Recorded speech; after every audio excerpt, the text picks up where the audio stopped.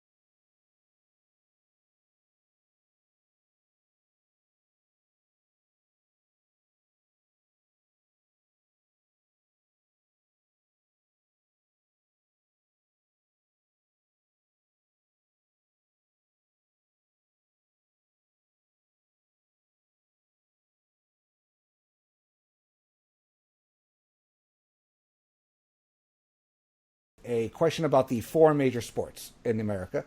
So the first question is the relocation of franchises. Give me one franchise that should relocate and what city they should go to, and one franchise that shouldn't have moved in each of the leagues below. So we're going to start in the NFL, and we're going to start with The Godfather. Nate, give me an NFL franchise that needs to get out of town and find a new home. This is an easy answer because my answer for both is the same team. Okay. And it is the Los Angeles Chargers. Mm-hmm. Because it makes no sense other than money. Like, this is a move that was strictly made on greed. Okay. By a city that loved you and supported you for so many years, and then you move to a bigger market but it's a market where you're at best the fourth most popular football team after USC, after the LA Rams, and even after the Raiders. And so to me, it makes no sense for the Chargers to move to a city where they're second fiddle. They're moving into a new stadium with the Rams, and it's going to be a Lakers-Clippers situation, just not as good, because at least the Clippers are competitive. At least the Clippers have stars like Kawhi Leonard, like a Paul George, where they can compete with the hearts and minds of the fans in Los Angeles. There is no attachment to these Chargers. There's no attachment to Phillip Rivers and Melvin Gordon and Keenan Allen. And so to me, it would make sense for them to go back to San Diego, because that's where they should always be. That's where the Superchargers should always be.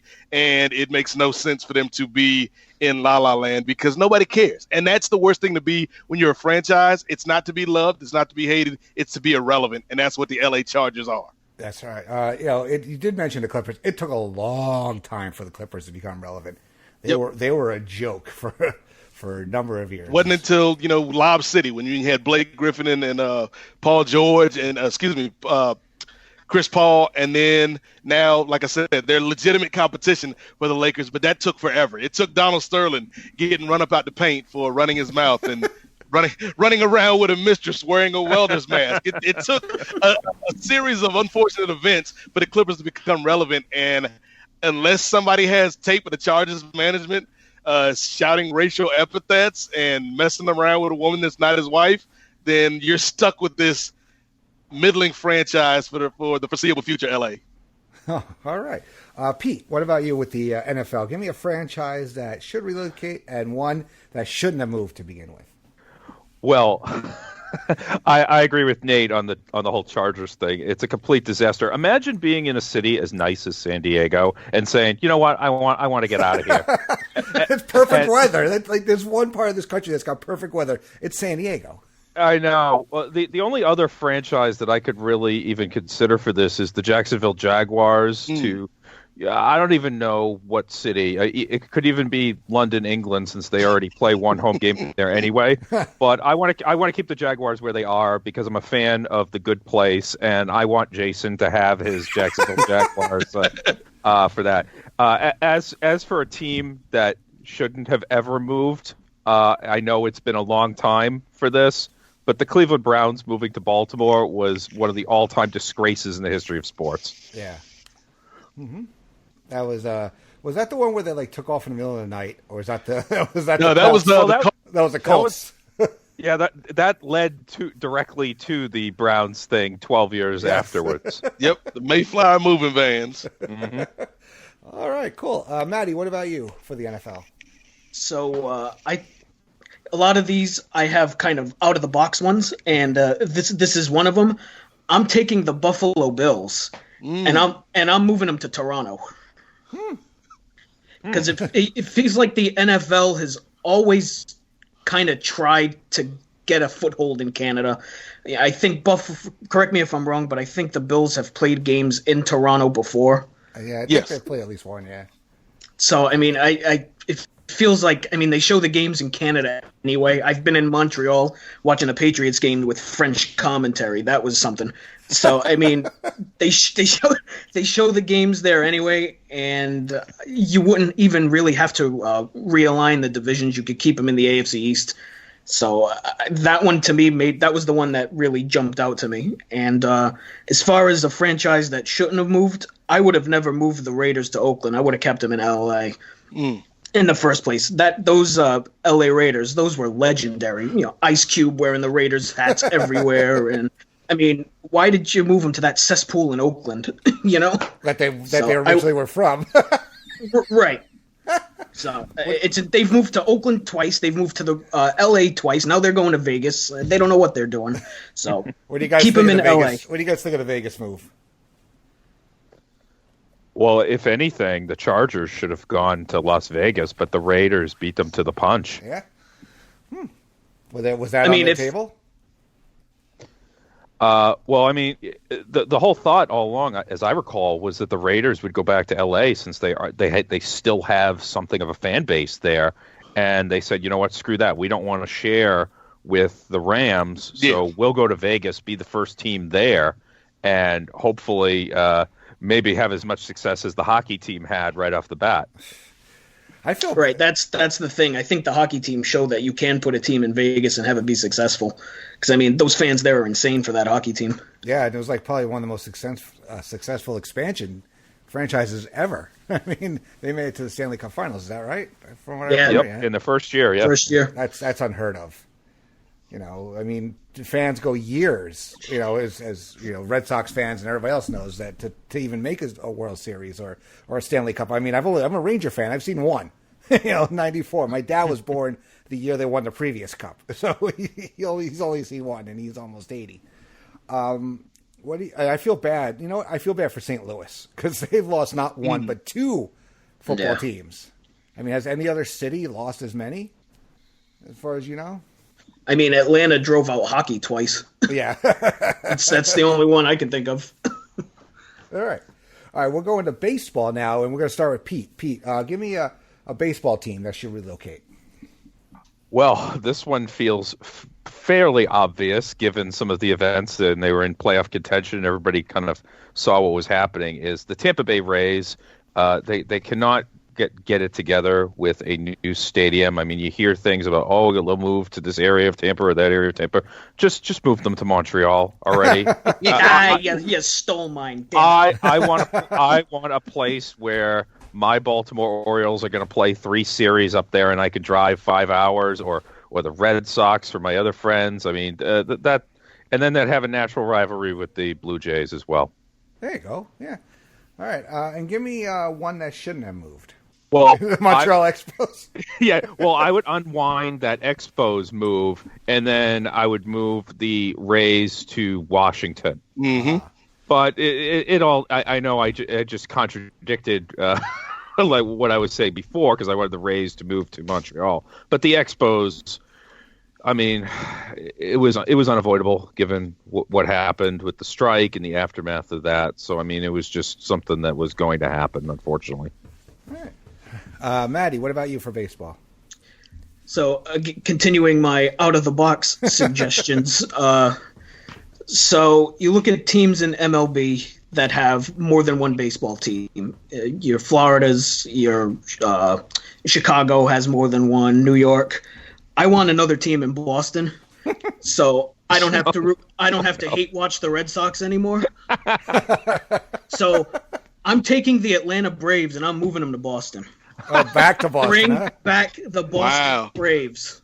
Boy, they're going to be pissed that stadium got built for nothing. Look, I didn't know I had to take infrastructure into account. So, but so that way I won't have to root for the Red Sox anymore. I could watch a second team in Boston, keep them in the National League. You know, you have an inner city rivalry. Atlanta Braves, move them to Boston. Boston Braves. And again, I had Montreal for the team that shouldn't have moved. But if you want another one, how about let's keep the Dodgers in Brooklyn, especially with the way Brooklyn has been lately with basketball. I think a baseball team in Brooklyn again would be really interesting. All right, yeah, that would be pretty cool, actually. You know, Nate, what about you with the MLB? Yeah, first of all, good luck trying to pry that team away from those Braves fans. I mean, we saw how faithfully and fervently they clung on to the tomahawk chop. So, yeah, we'll see. We'll see how taking that team away would work. But yeah, I like the idea of going back in time and retroactively making the Expos a thing, because that was also the team that I thought never should have left. All right. And then what was your one? Yeah, in both of the leagues. And so, yeah, I think the Expos never should have left. In terms of who should move, I'm going to go back to Florida, but I'm going to take the Miami Marlins because I think they're an absolute dumpster fire of a franchise, regardless of what your man Derek Jeter will tell you. I think that it's a team that has only ever had success when they bought it. The World Series, basically just bringing in these mercenaries, the Gary Sheffields and the likes, to win these world championships. But there's never really been an attachment to that city, to that community. The only time you had it, unfortunately, was with Jose Fernandez, who is no longer with us. And so I think I'd move Miami to DC, and I'd keep the Expos in Montreal, because we all need a French broadcast team. I think that's what the world wants. That's what the world needs. And so that's what I would do. And I think that's something you can accomplish without pissing off a bunch of Southerners, because I understand my esteemed colleagues are from the Northeast. But let me tell you, living down here in Virginia, one thing you do not want, gentlemen, is to take away a Southerner's gun, his Bible, or his baseball team. Neither one of those scenarios ends well. All right. Let's move on to the NHL. So, Maddie, what franchise that you're going to relocate in the NHL? Well, keeping with the theme of moving teams the hell out of Florida, I'm moving the Florida Panthers. And I debated which city to go to. I'm going to pick. Let's move the Florida Panthers to Quebec City. Let's bring back the Nordiques. Well, you just wanted to get that province back to some prominence there, huh? So, Quebec City, the Nordiques were a team that was beloved in Quebec City, and I don't remember, or I don't know the reasons why they left in the first place, but I mean, from what I gather, it sounds like they're trying to build, or they did build, a new arena in Quebec City in the hopes of getting a team back. And if that's the case, I mean, the Panthers are drawing 10,000 fans a night in a building that seats like 17,000. I mean, that's not a good look for the NHL. So if you move them to Quebec City, I think there's a chance that that franchise could kind of be revitalized. And as far as a team that should have never left, I had Quebec City written down, but the Whalers, too, are another one. Yes. I mean, they should have never left Hartford. I mean, that's insane. Yes, no team, no professional sports team in Connecticut. So that's absurd. And there's such a love here for that. And I think the reason why the Nordiques left was because they just never got over Eric Lindros saying, nope, I'm not signing if you draft me. Sorry, guys. Right. Yeah. Yeah, that's a big one. All right. Nate, what about you? Well, here's the thing, Brother Andy. Yes. I think one of the things that makes me such a qualified podcaster is I know to stay in my lane. I know to discuss the things that I know about and the things that I don't know about. I don't try to pontificate. I don't try to bloviate on things I know nothing about. So on my paper here, where we got the NHL space marked, I've got 2 NAs. Here's the thing. Like, I used to be big into hockey. I used to, when I was in my 20s and 30s and I was fervent into all sports. I consumed everything: hockey, lacrosse, women's softball, the WNBA, for God's sakes.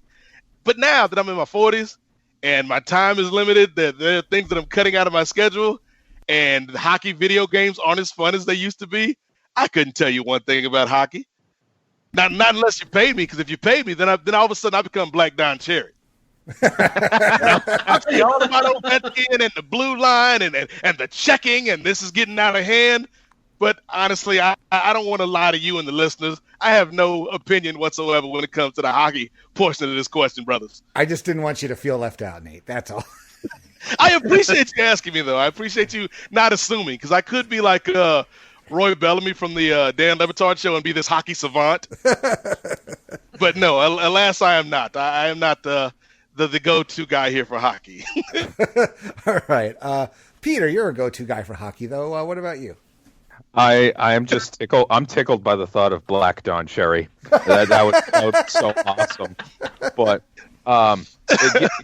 given how closely I actually do follow the NHL, there was, the word dumpster fire was used towards the Miami Marlins, and one ongoing dumpster fire in the NHL. No, not in Phoenix. That's a completely different deal. The Ottawa Senators have an ownership that Eugene Melnick that is as bad as any other sport, but nobody in the States really cares about it because it's freaking Ottawa and it's just out of sight, out of mind. So I would just pick up Ottawa and move them to Quebec City. What that accomplishes is it keeps Canada at 7 teams. If you give them an 8th one, they might get a little too big for their britches, and we don't want Canada getting any ideas.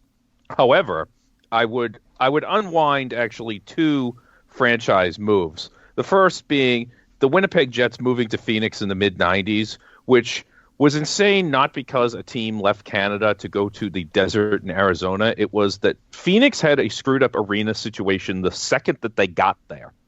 They had an arena built for basketball that had obstructed view seats, so they said, okay, we're going to build an arena in suburban Glendale that half the population of Phoenix can't even be bothered to get to. Yeah, they'll go there for football once, 8 times a year, but not for 41 home dates of hockey.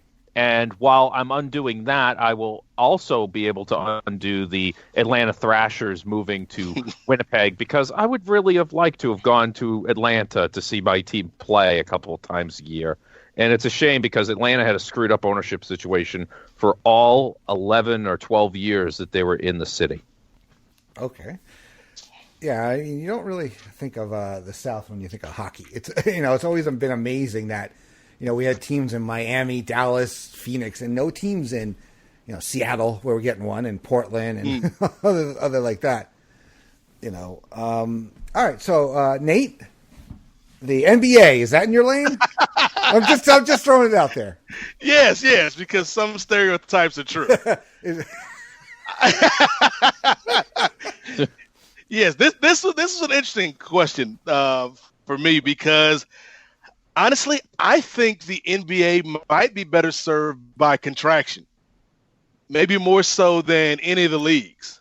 I think there's a lot of teams that don't matter, and there are markets and fan bases that as soon as the season starts, once you get a week into the season, you know pretty much that you don't have a shot. And so that's why they're trying to do things like create this tournament to determine lottery position and all this other stuff. So that being said, if I had to move a team, I think it'd be the easy answer to say that because they haven't been relevant for years. But I know, again, this is the Atlanta Braves situation. But instead of angry Southerners, you've got a bunch of angry New Yorkers. Like, what are you doing my Knicks here? A lot of Danny Aiellos from Sal's Pizzeria coming yelling at me for this one. So I think I'm going to get rid of. Let's get rid of.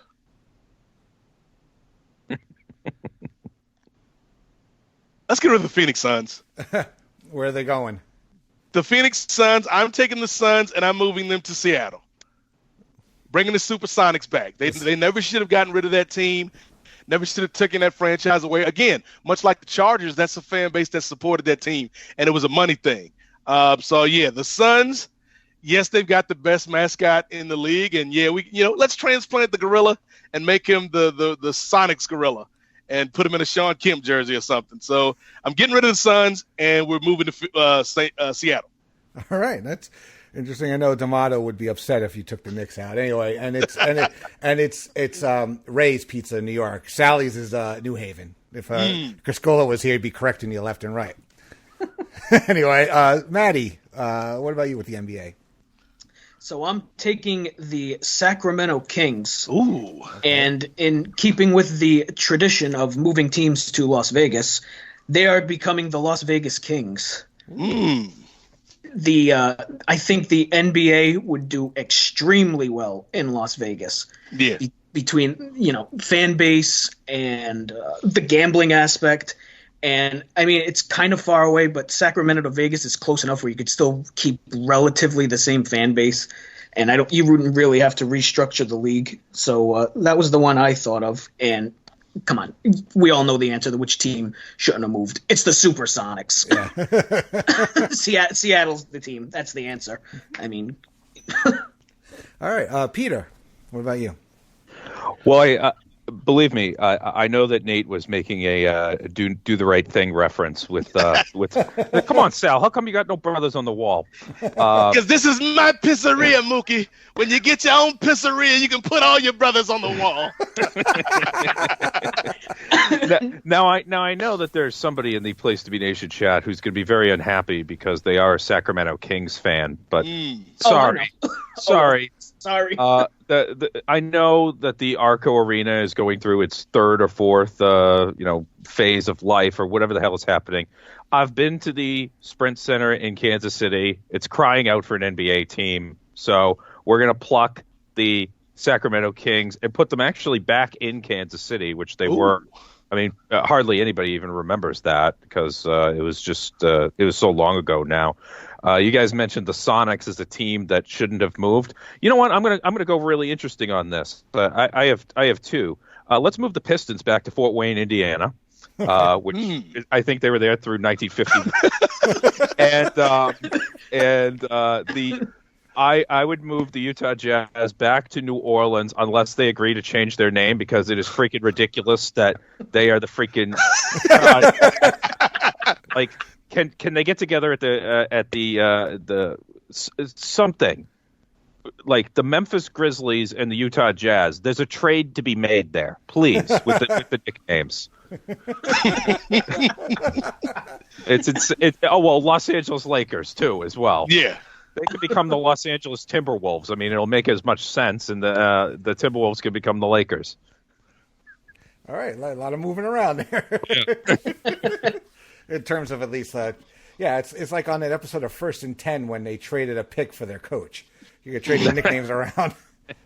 That was a poll right there. All right, so what's your favorite month of the year for sports and why? Pete, we're going to start with you, actually. Well, for me, it comes down to April and October, and I'm going to go with April because, number one, you got the NHL playoffs starting. You have the NBA playoffs starting. Major League Baseball is just getting underway, so for somebody who roots for a team like Baltimore, there's hope at that point, even if there's not much of it. You still have that sliver of hope.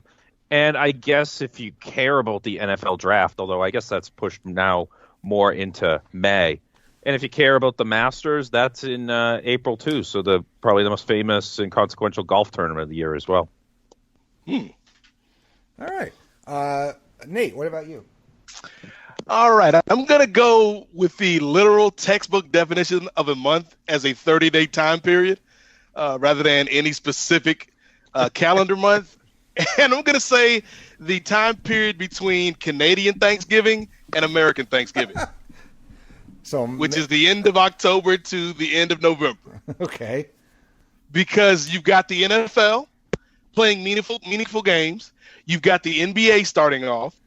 You've got Major League Baseball, the World Series.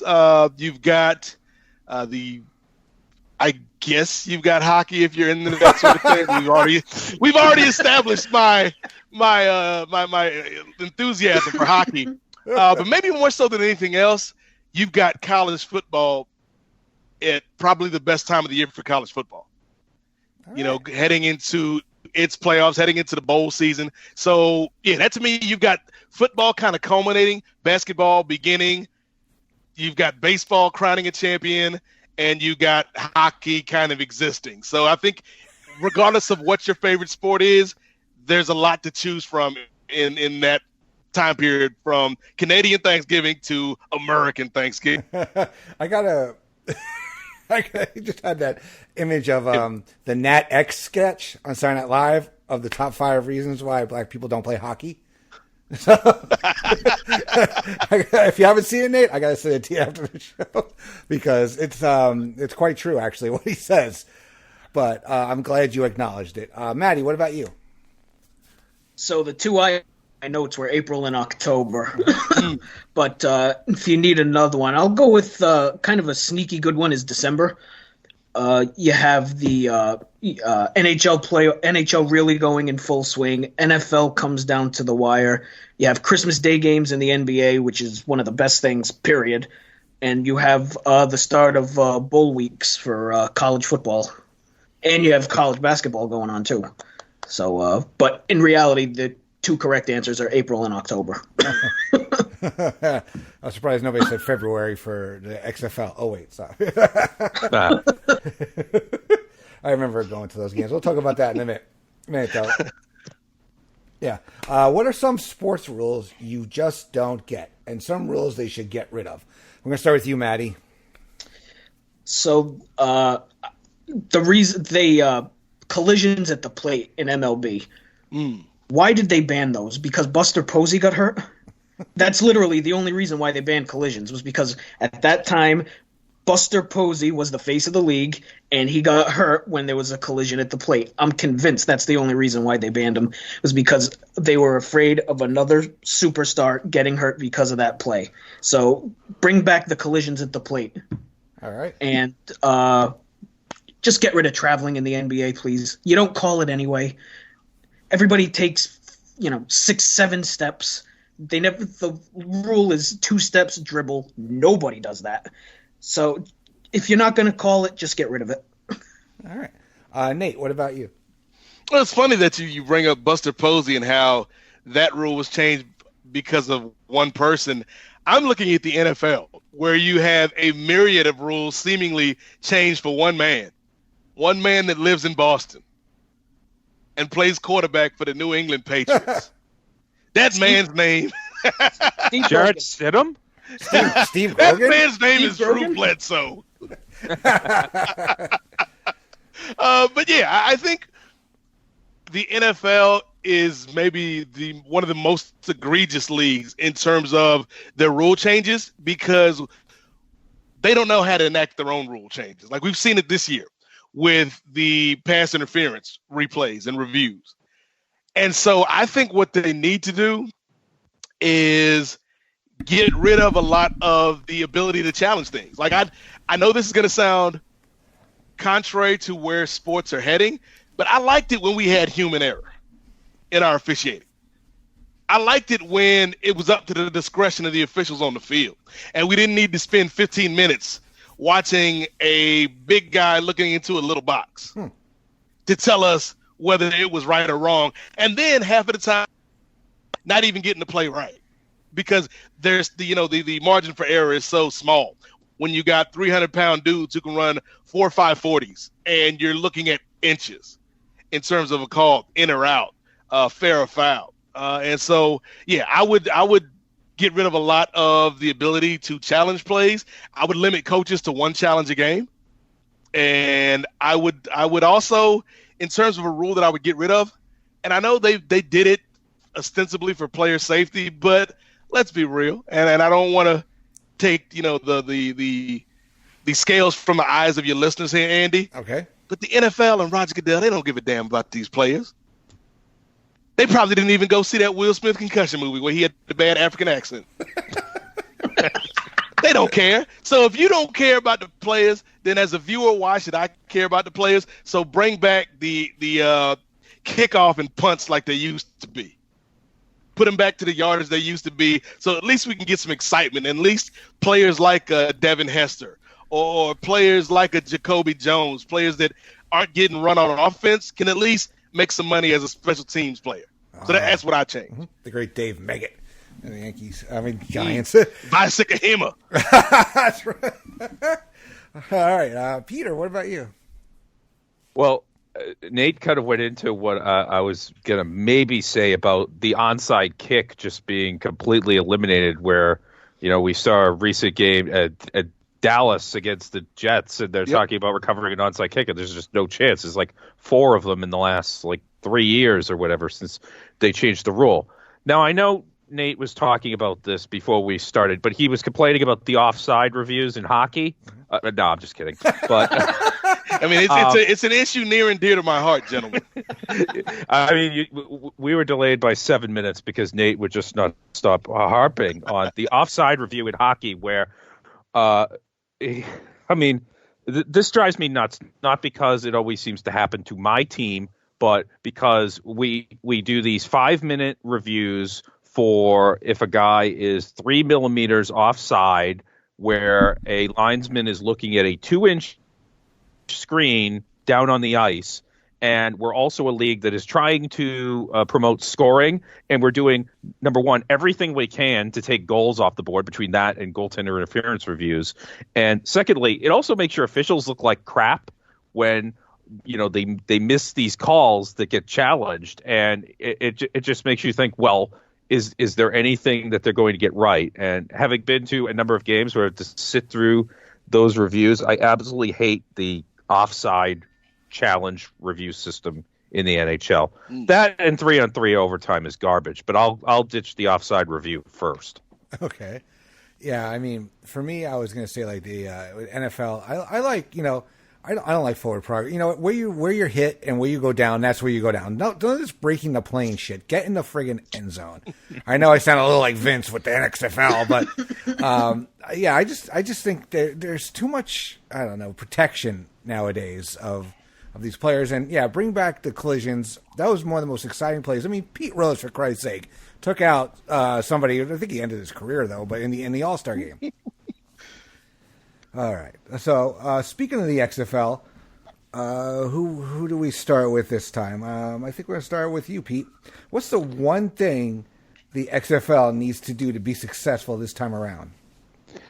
This was a really tough question because anytime you have the secondary football league start up in the United States, I always just think it's bound to fail, kind of like that AAF business or whatever it was called. I mean, I don't even, that's how much it struck a chord with me. I can't even remember what it was called. But in thinking back to what the XFL was in 2001 and how, we're going to put cameras in the cheerleaders' locker room. And, basically Vince McMahon trying to be a wrestling promoter doing football. They need to take themselves a little bit more seriously. And, I know I complain in Major League Baseball sometimes that guys take themselves too seriously in the unwritten rules. But in this case, the XFL needs to actually take themselves a little bit more seriously if they want to capture the imagination of people who are probably worn out from watching the NFL for, 22, 23 straight weeks leading up to when their season starts. Mm-hmm. Yeah.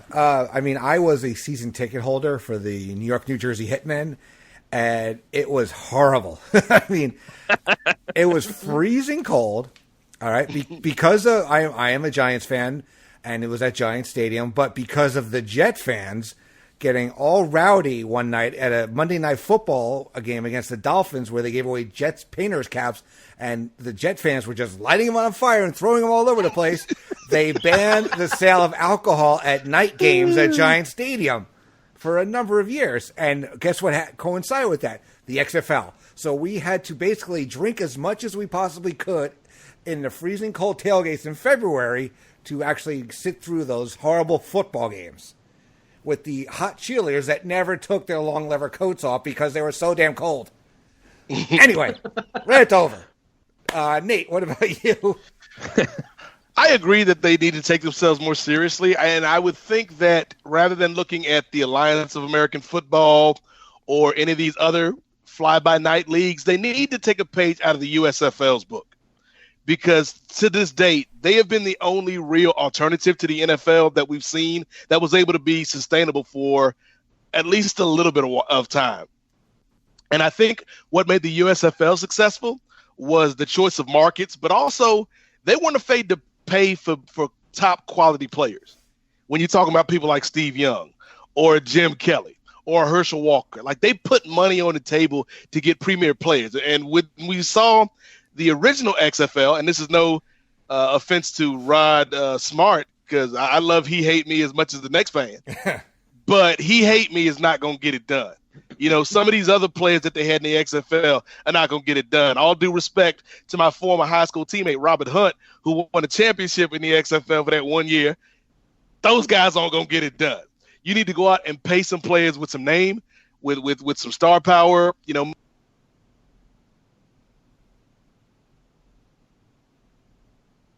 maybe could be an NFL backup, or they could be an XFL starter, but they've got that name value. And I'm thinking about somebody like a Kelly Bryant coming out of college next year. Like, to me, Kelly Bryant is a guy who could have a nice 5-year career, maybe longer, holding a clipboard in the NFL. Or if you pay him the right money, he could be one of your faces in the XFL. Somebody like a Johnny Manziel, if you want to take a flyer on Johnny Football.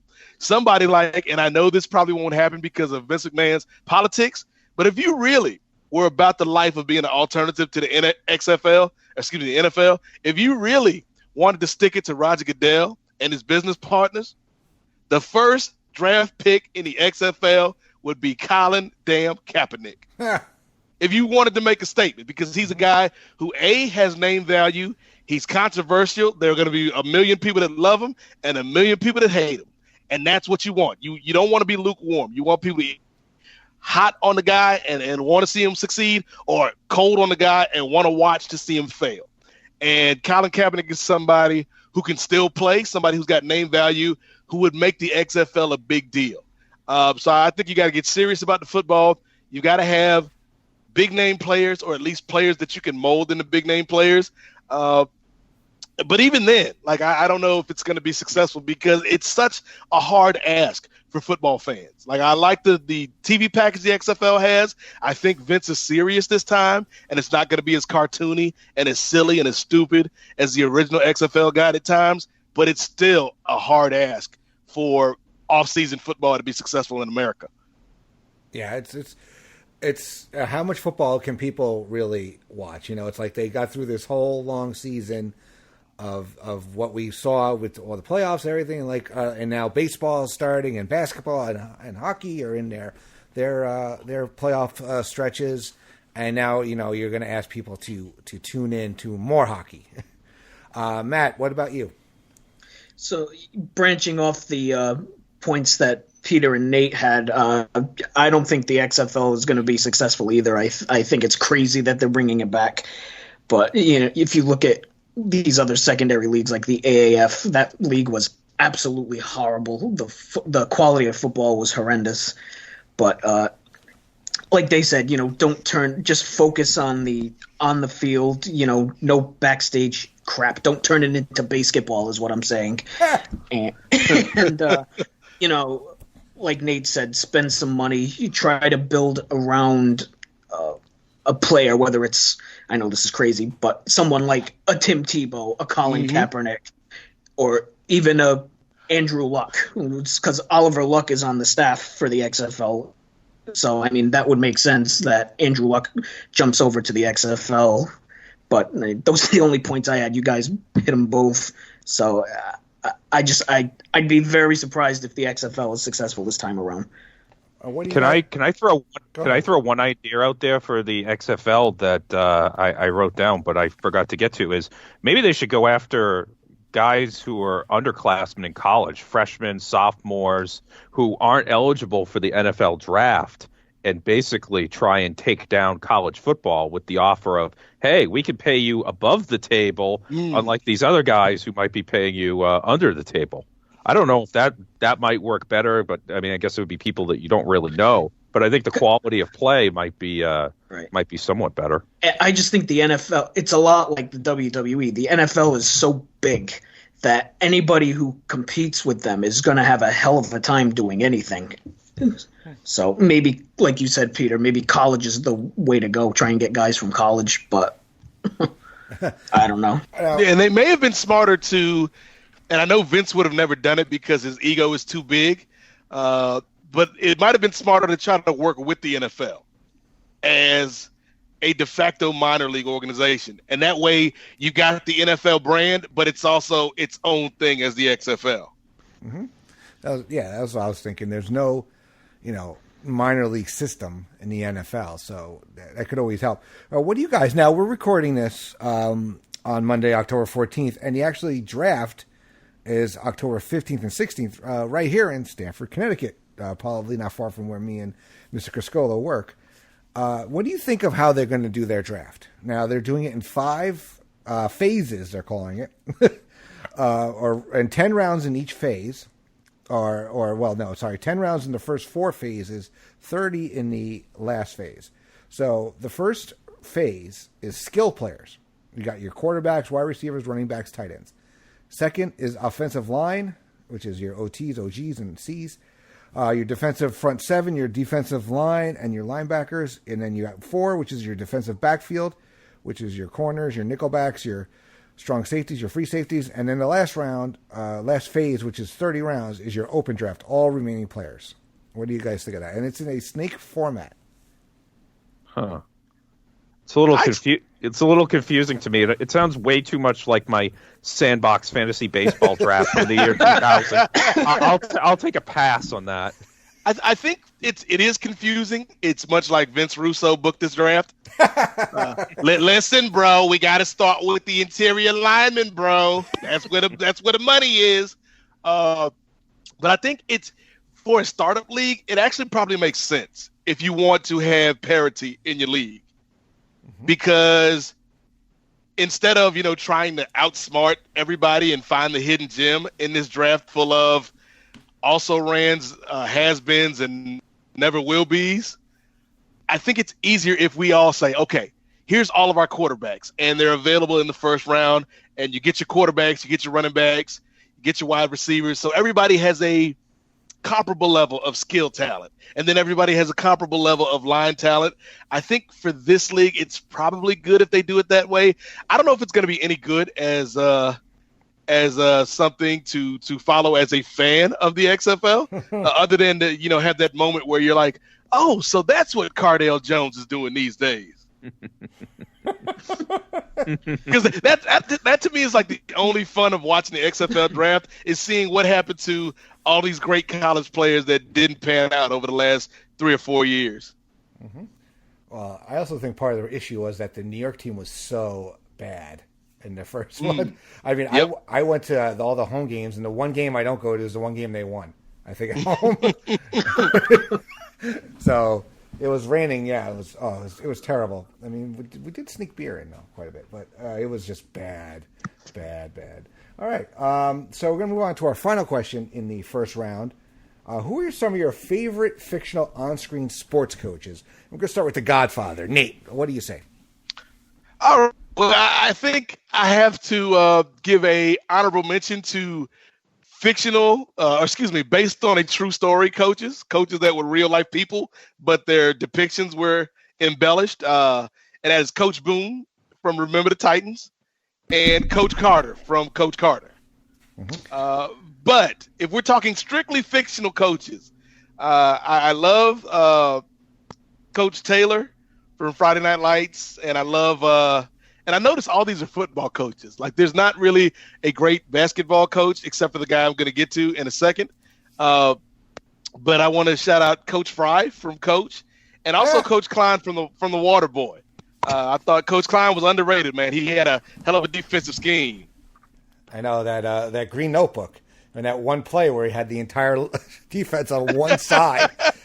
I mean, that's a genius right there. That is Rex Ryan levels of genius.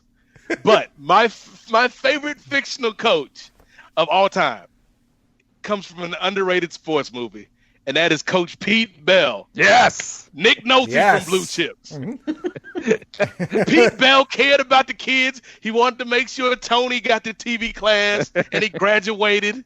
And Pete Bell didn't want to do things the wrong way. He didn't want to pay the kids, but that's the way the culture was. And Pete Bell got swept up into the culture. And so, he would have made it. Pete Bell would have been all right if news reporter Al Bundy didn't rat him out. But Pete Bell to me is my favorite fictional coach. Nate, I have a question for you. Yes. Did you take money? Did you shave points? Oh, I swear I didn't. Well, just one time. Oh man, then yeah.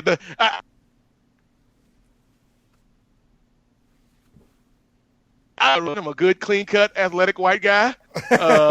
No felonies. I think I go for at least a cool $1 million, and then you got Shaq. Shaq didn't want anything. That was the crazy part. Shaq just wanted an education. No, the best part about that was when he shows up at the church and he was like, "Oh hell, I was practically brought up in the Pentecostal church." And he's the only white guy in there. He's clapping. Like, yes. Everybody else. Oh, it's so magical. I love Coach Pete Bell. Great choices. Maddie, what about you? Well, hold on. One last thing about Pete Bell. What made him so great? He was about the game. He got fired. Like, he quit. He quit his job, and as he walked out of the stadium, instead of going home, there's these random kids playing basketball at what I'm assuming is 10 o'clock at night in a major city for some reason. And he's out there to coach the kids because that's what Pete Bell cared about. You know the mechanics of a jump shot? All right, Maddie, what about you? So I had the aforementioned head coach of Bobby Boucher and the SCLSU Mud Dogs. That's right, I remember the team name. Coach Klein from The Waterboy. Just fits every check mark in the lovable goof status. Like you said, the playbook. Just when he goes to dinner with Bobby Boucher's mom and shows him his the tattoo on his ass. Of Roy Orbison? Roy Orbison, thank you. I couldn't remember who it was. So great.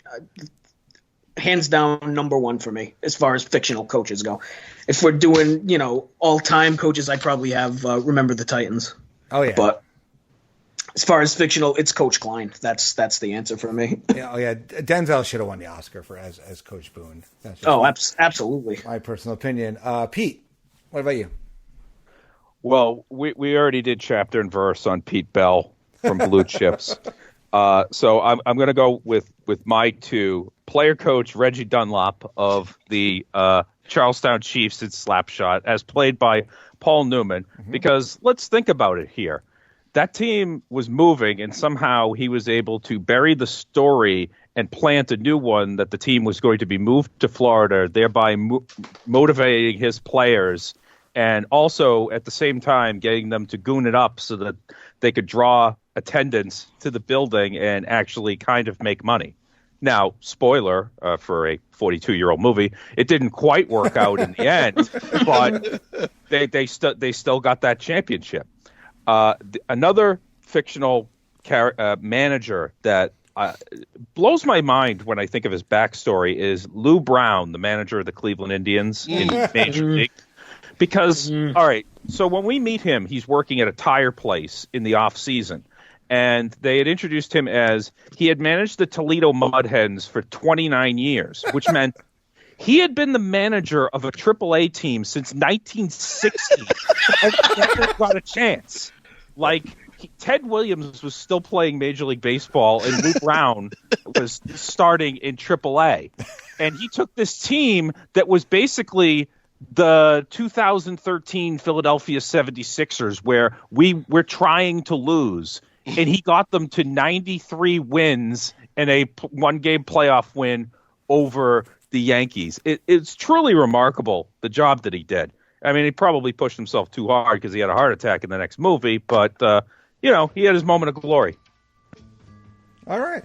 I'm actually going to go with, now I'm looking on IMDb, but they only list him as Skip. The skipper from Bull Durham. He just gets so pissed off and just mutters so fast under his breath, Jesus Christ, motherfucker, shit! Larry! Well, you lollygag around the infield, you lollygag down the first, you lollygag here. What does that make you? Larry? Lollygaggers. It's a miracle. I love those coaches that just get so pissed off. Another one I'm going to go with is Jimmy McGinty from The Replacements. He's just good one. Yeah, he's so good, but he's just also sometimes you just want to smack him, because he's just like he's like, you know what, with his little Confucius like phrases there, saying winners always do. This type of, I can't remember his exact words, but it was like, I knew why Jack Warden wanted to fire his ass. That's all I say. All right, so awesome first segment, guys. So that's going to bring a wrap to our sports portion of Great Debate number 7. But stick around. We're going to get to our pop culture section. So I'm here with the Godfather, Nate Milton, Mr. Peter Winson, and the Souzational Matt Souza. Stick around. We'll be right back.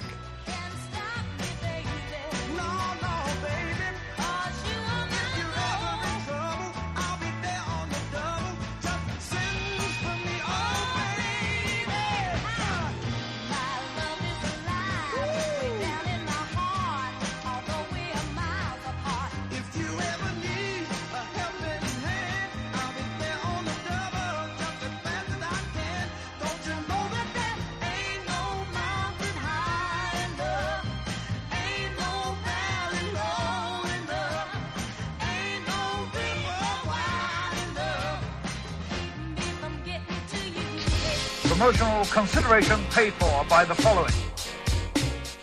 PlayStation Nation's JT Rosero and Chad Campbell here. We want to let you know that we have over 24 podcasts available on iTunes, Stitcher, Google Play, and PlayStation.com. We now offer them to you on 2 great feeds. On the PlayStation Nation Wrestling feed, we dive into topics running the gamut from today's WWE to the glory days of yesteryear and the ins and outs of the territory days. In addition to our full-length shows, we also deliver to you special pod blasts on topics old and new. The Place to Be Nation Pop feed is a veritable treasure trove of great content. Offer tremendous shows covering the land of movies, television, life, comics, and sports, brought to you by the most knowledgeable and insightful folks in the podcast world. You can find all of these current shows, plus archives of our previous podcasts over the past 8 years as well, by subscribing to our feeds on iTunes. And while there, be sure to rate and leave feedback as well. All of these shows, plus others available at PlayStation.com, where we cover pro wrestling, sports, movies, comics, plus in-depth stretch projects and more. Be sure to support our site by using www.PlayStationNation.com/Amazon while doing your online shopping. And be sure to join us at our forum at Bigelow34.proboards.com for all sorts of wrestling, sports, and pop culture discussion each and every day, where you can make your voice heard. We also want to thank our friends at Bonehead's Wing Bar, ProWrestlingOnly.com, and TheHistoryOfWrestling.com. Be sure to follow us on Facebook, Twitter, Instagram, and Tumblr as well. PlayStation.com, the only place to be in your pop culture world.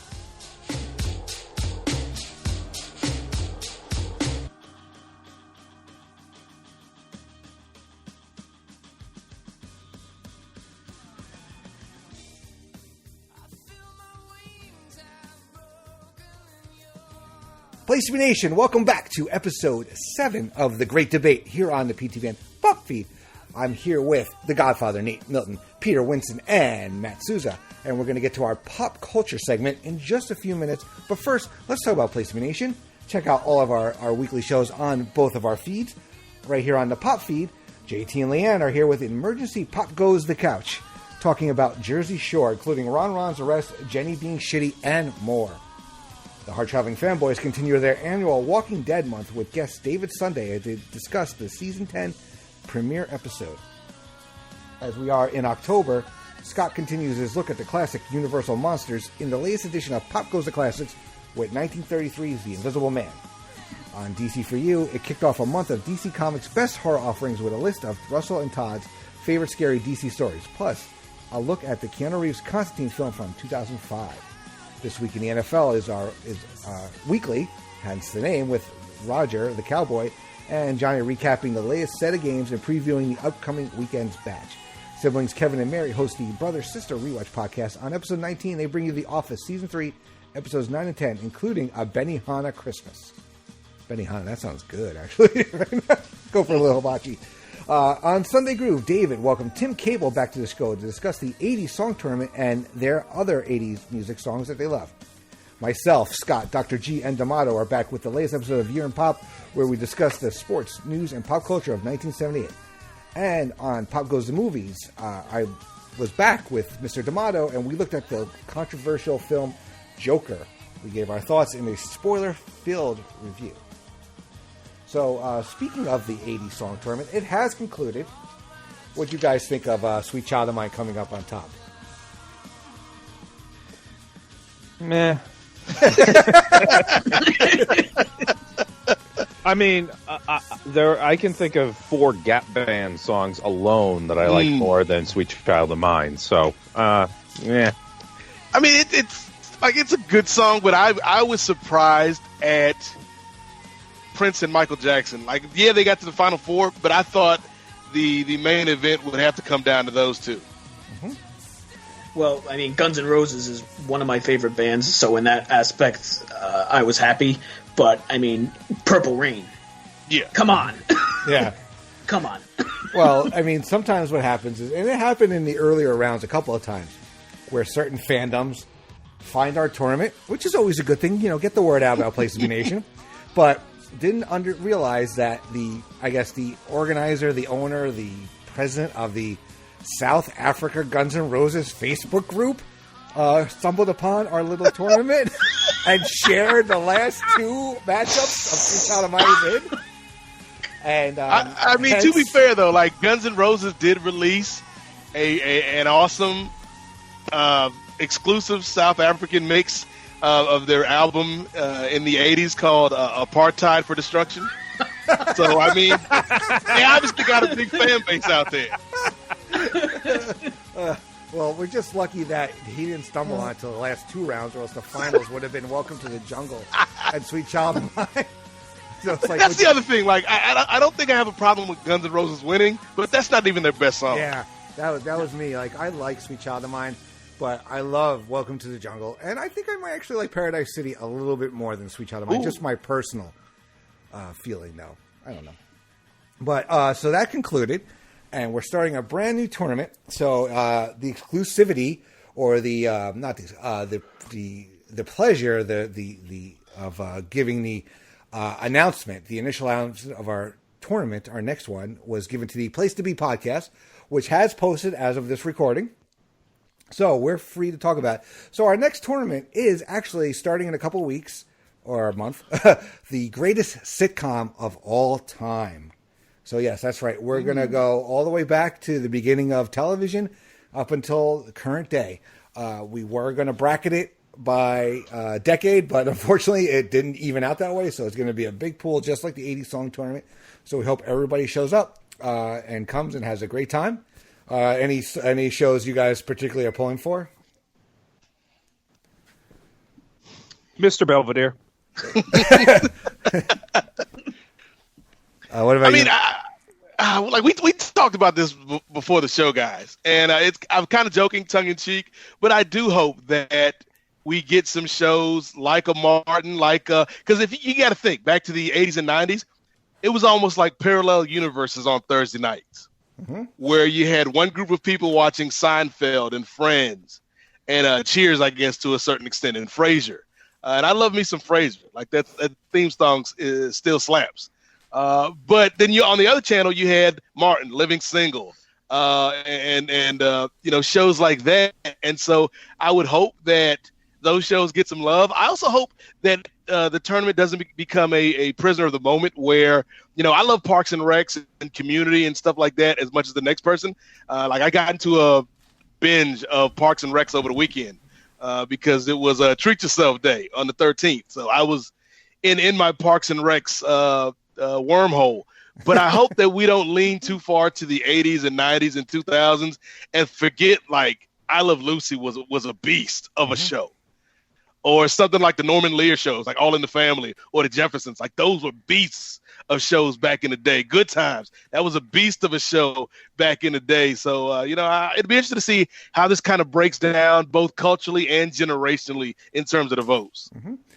Oh, yeah, everybody should know. I'm gathering the Northeast Frasier fan club to pull votes in for Frasier.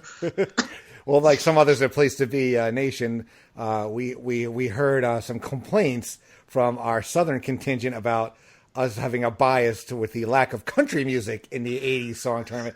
And I apologize to the great Oak Ridge Boys for not including Elvira in the tournament. I'll tell you why. It's because country music is bad. I mean, unfortunately, by a year, Devil Went Down to Georgia missed it.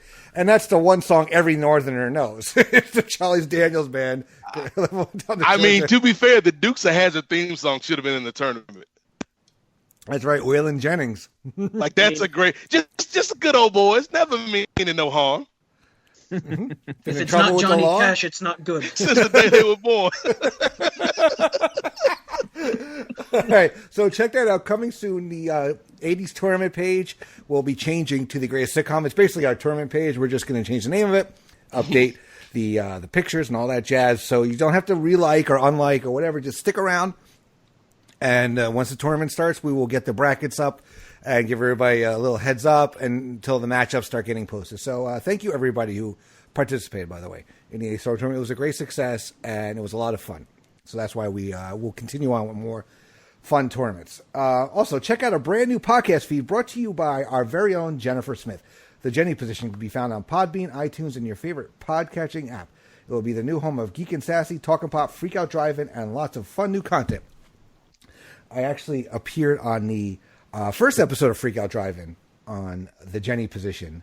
We watched Zombieland and discussed it, so it was a lot of fun. Also, for the month of October, Place to Be Nation is holding our first annual Halloween movie challenge. We're giving you suggestions on what movies you should watch leading up to All Hallows Eve. And when you do, go on social media and let us know by using the hashtag PTBN Halloween Movie Challenge. But why stop there? Every time you watch a scary or silly horror movie or special, let us know and we'll add it to our list. Now, over on the Place to Be Nation wrestling feed, Chris and Devin were back to break down the latest WWE pay-per-view, Hell in a Cell, on PTBN's Instant Reaction Show. On the Place to Be podcast, JT and Scott are joined by Mr. Todd Weber, the manager, to discuss the Royal Rumble of 1990, the first pay-per-view of a new decade. On the latest Extreme PTBN Extreme 3-Way Dance, JT, Johnny, and Jenny continue their ECW adventures with When Worlds Collide. And Nate, on main event number 135, you, your partner, Mr. Criscolo, and Steve Willie welcome Jordan Duncan to talk about the last 2 weeks of programming, including AEW, NXT, and SmackDown. It was a fun show. I quite enjoy it, and I've been lucky enough to be a guest a couple times. I mean, you left out the headliner right there, which was we also went back into the vaults for another exciting episode of TNA. Classic match picks, yes. Oh, yeah. Yes. And then on your next episode, you're going to your New Japan or all Japan? Yes, New Japan. Yep. New Japan, and I think Mr. Willie has the choices. Yes, so that it is Steve Willie's choice. So. Fun show. In October, and it's October Guest Fest on Row 1, Seat 1 as Ben Zanny invites a slew of guests, including Excite City's wrestling and best independent wrestlers on the circuit. So also, don't forget to check out PlaceToBeNation.com. Each and every day, we have new voices and fresh takes, bringing you articles and topics of the worlds of wrestling, sports, and pop culture. And don't forget about veteran columns. Like every Wednesday, we've got the most interesting and unexpectedly funny stories on the World Wide Web in Glenn's Weekly Walk. College football fans Scott Griscolo and Logan Crossland have their weekly campus hot takes, taking a look back at the previous week and looking ahead to the biggest matchups. So catch their weekly column every Tuesday afternoon. And if you're doing online shopping over at Amazon.com, be sure to click on the Amazon banner on the right side of the Place to Be Nation homepage, or use the address PlaceToBeNation.com/Amazon. Takes you right to Amazon. Helps out PTBN with no cost to you. Don't forget to check out our social media pages and message boards at bigelow34.proboards.com for information on joining our greatest WWE pay-per-view and TV match project ever. Get in the conversation today and start researching your list. So, back to the great debate now that we've paid some bills. Because I heard the guy that runs Place of Nation is kind of a hard ass. Anyway, so one of our newest things we're going to do here is we're going to take a role that's been played by many actors or actresses. We've done that with Batman. Now we're staying in superhero land. And we're going with which actor was the best big screen and TV Superman. And, you know, go ahead and rank the ones who have portrayed him. And Maddie, we're going to start with you. Well, much like Nate with the NHL, this Superman question is way above my pay grade because, quite frankly, I think Superman sucks. And well, we love your honesty, Matt. The man could be defeated by a rock. How tough can you be? But it's a green rock. If I had to pick one because I've seen the first Superman movie, I'll go with Christopher Reeve. And Mr. Ralph was horrible in Justice League, and that ends my Superman knowledge. Okay. Peter, what about you? Well, I'm mainly of the Christopher Reeve era, and the reason why is, I mean, look what happened to that guy afterwards. I mean, it's you have to feel sympathy, but also he did all the movies through the '70s, late '70s, and into the '80s. So if you ask me the question, who is Superman, I would say, well, Christopher Reeve, of course. Although, quick shout out for Bud Collyer, who was the voice of Superman on the radio in the 40s into the early 50s. TV kind of wrecked his career, I think, a little bit because I'm not sure he was he had the body for it the way that Christopher Reeve or Dean Cain later on would have fit the costume. Okay. What about you, Nate? I mean, to be fair to Superman, I mean, you could say that he could be defeated by a rock, but there's so many great men in American history who have been defeated by a rock. I'm thinking of Rick James in particular. A legendary figure who was brought down by the mysterious powers of a rock. So let's not take Superman so lightly here. Don't forget WrestleMania 19. Don't forget George W. Bush. He was brought down by a rock also. Wonderful. But yeah, this is something I can sink my teeth into, unlike that NHL question in the A block. Because I think, and I've got an answer, but before I get to that answer, I want to run through the Superman. So you got Chris Reeves and his daddy George, was kind of the originators of this thing. Obviously, I never watched a lot of George Reeves. It was way before my time. But Chris Reeves was the Superman I grew up with through those great Superman movies and then the not so great Superman movies like Superman 4, The Quest for Peace. Yes. Which was a dumpster fire, to use the word of the day. Brandon Routh, I thought Brandon Routh was probably the best part of Superman Returns, which is a movie I do not like at all. Henry Cavill, I didn't like him in The Man of Steel. I thought he got better in Justice League, but that's a small hurdle to jump over. Then you go to TV. You got Tom Welling from Smallville, Dean Cain from Lois and Clark, Tyler Hoechlin, who is the Superman right now on the CW shows. And then you had Tim Daly and George Newbern, who did the voices for the animated Superman from the Justice League shows. Those are all great choices. And out of those choices, Christopher Reeve, yes, obviously, is the best. But I'm going to argue, and I've argued this on shows before, that the best portrayal of Superman in modern cinema is not even actually a Superman movie. It's Chris Evans as Captain America. Because everything Superman stands for, that's what that Captain America is that Chris Evans is playing. Like, he's a little corny. He's a little old-fashioned, which Superman should be.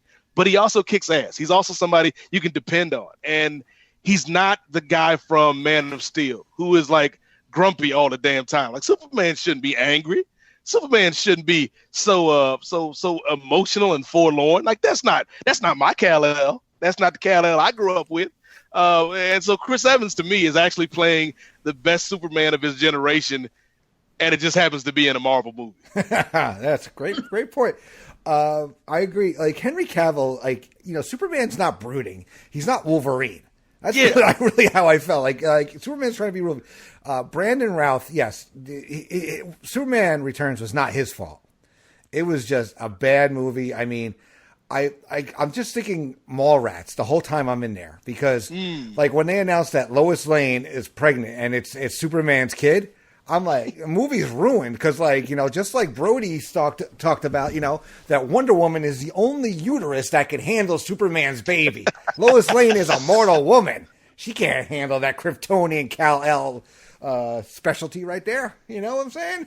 But, yeah, and also the fact that you have, like, Kumar just looking all brooding and you're wasted. Now, like, he is not, he's persona non grata these days, Mr. Kevin Spacey. But yes. I thought if he was given enough to do, he could have been a halfway decent Lex Luthor. He's no Michael Rosenbaum or even a Gene Hackman, but he could have been given better material to work with. I did watch all 10 seasons of Smallville. I thought Tom Welling was fine. He was, nothing special. I mean, I never watched Lois and Clark, so I wasn't there. I mean, I grew up with Christopher Reeve as well. I love that, and like you said, Nate, it went to crap after Superman 3. I argue that Superman 2 is probably the best one, with with Zod and the other two from the Phantom Zone. So because the first Superman, was fine for what it was, but if you look back at it now, it's not nearly as rewatchable as Superman 2. No, Superman 2 is rewatchable all the time, just because of the great who is it, Terrence Stamp? Terrence Stamp, yep. Yes, as Zod. Oh, so awesome. Oh, so good. Why is this you? What is this? Why are you just telling me this? And I will kill you for it. Kneel before Zod. All right. So our next question, we're going to do our star versus star. They starred together in the incredible Once Upon a Time in Hollywood. That is Brad Pitt and Leonardo DiCaprio. And we're going to start with Peter. Star versus star. Who are you going to put above the other? I would put Pitt above DiCaprio, mainly because I'm looking for more of a man's man sort of dude. Now, nothing against DiCaprio. I'm sure, he's picked up a lot of tail over the years, whereas Brad Pitt was married to Jennifer Aniston for a while, and I assume 100% faithful to her. Cough, cough. But I think Brad Pitt brings more of what I want out of my leading man than somebody like a DiCaprio. Plus, I think Leo's a little short So, I'm going to go with size and strength in Brad Pitt. Okay. Nate, what about you? Here's the thing. I think Leo might be the better actor of the two. But the question is, who's the better star? And to me, Brad Pitt is a movie star. Yes. Whereas Leonardo DiCaprio is an actor who is a star. Brad Pitt is a movie star who just happens to be a halfway decent actor. I think he gives off cool. And I think that's important when you're looking at a movie star. When you talk about the movies that he's been in, I think I've enjoyed his movies more so than Leo's movies. Even going back to stuff like Cool World, which wasn't a great film, but I thought Brad Pitt was fine in Cool World. He added something to that movie. I think there's the thing about Brad Pitt that you don't get from Leo. I mean, you're starting to get it now from Leo the older he gets, but for most of Leonardo DiCaprio's career, he could never pull off being the cool, confident dude. He was the troubled artist. He was what's eating Gilbert Grape. He wasn't my man Leonardo DiCaprio. My man Brad Pitt from Inglourious Basterds. He wasn't my man Brad Pitt from Ocean's 11, just eating sandwiches and still looking cool somehow. Brad Pitt is a movie star, Mr. and Mrs. Smith. That's not a great movie, but Brad Pitt and Angelina Jolie look good on the screen because they're movie stars. So I'm going with Brad Pitt in this question. Yeah, Brad has that humor. He has. And Ocean's 11. He is eating in every freaking scene he is in. The guy's sitting there with a damn shrimp cocktail and a napkin over his arm, for Christ's sake, in the middle of a Las Vegas casino. That's not unusual at all. And I always wonder what would happen, because who originally was in Mr. and Mrs. Smith as Mrs. Smith, you guys know? Who was originally cast? Was Nicole Kidman. Due to I think an ankle injury or a foot injury, she had to drop out, which is, Jennifer Aniston probably sent her, you had to get injured. And just threw my marriage out by Angelina Jolie coming in there. So, Maddie, what about you?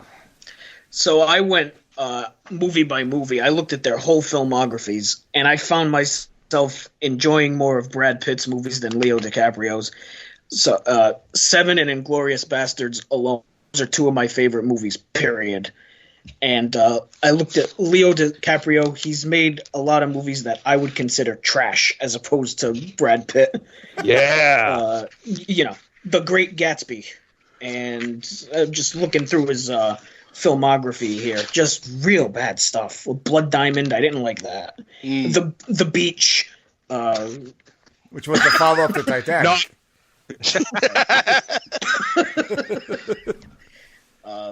Catch Me If You Can, and he was the weak part of Gangs of New York, and I like Gangs of New York. I'm the only one, but I went with Brad Pitt on that one. Catch Me If You Can wasn't bad, but to me, Tom Hanks carried it. Yeah, that's what I was going to say. Right. I was like, I have to sort of disagree with you, but not in the whole Leo sense, but that it was a good movie, or a fun movie at least with Tom Hanks. I do. I understand. Yeah, Nate, you said it perfectly. Was that one's an actor, one's a movie star. That's basically what it comes down to. Well, if I ever meet Leo DiCaprio, I'm going to say, look, because of you, I had to sit through Romeo and Juliet and Titanic in the theater. You owe me $18.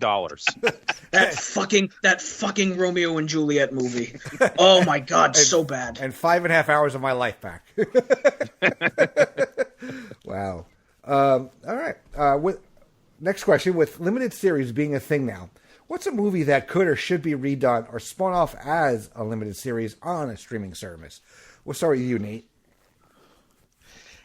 It's a wonder this series hadn't been announced yet, particularly when you have an abundance of platforms and they're all looking for a hook. They're all looking for a reason for the consumer to put down the dollar.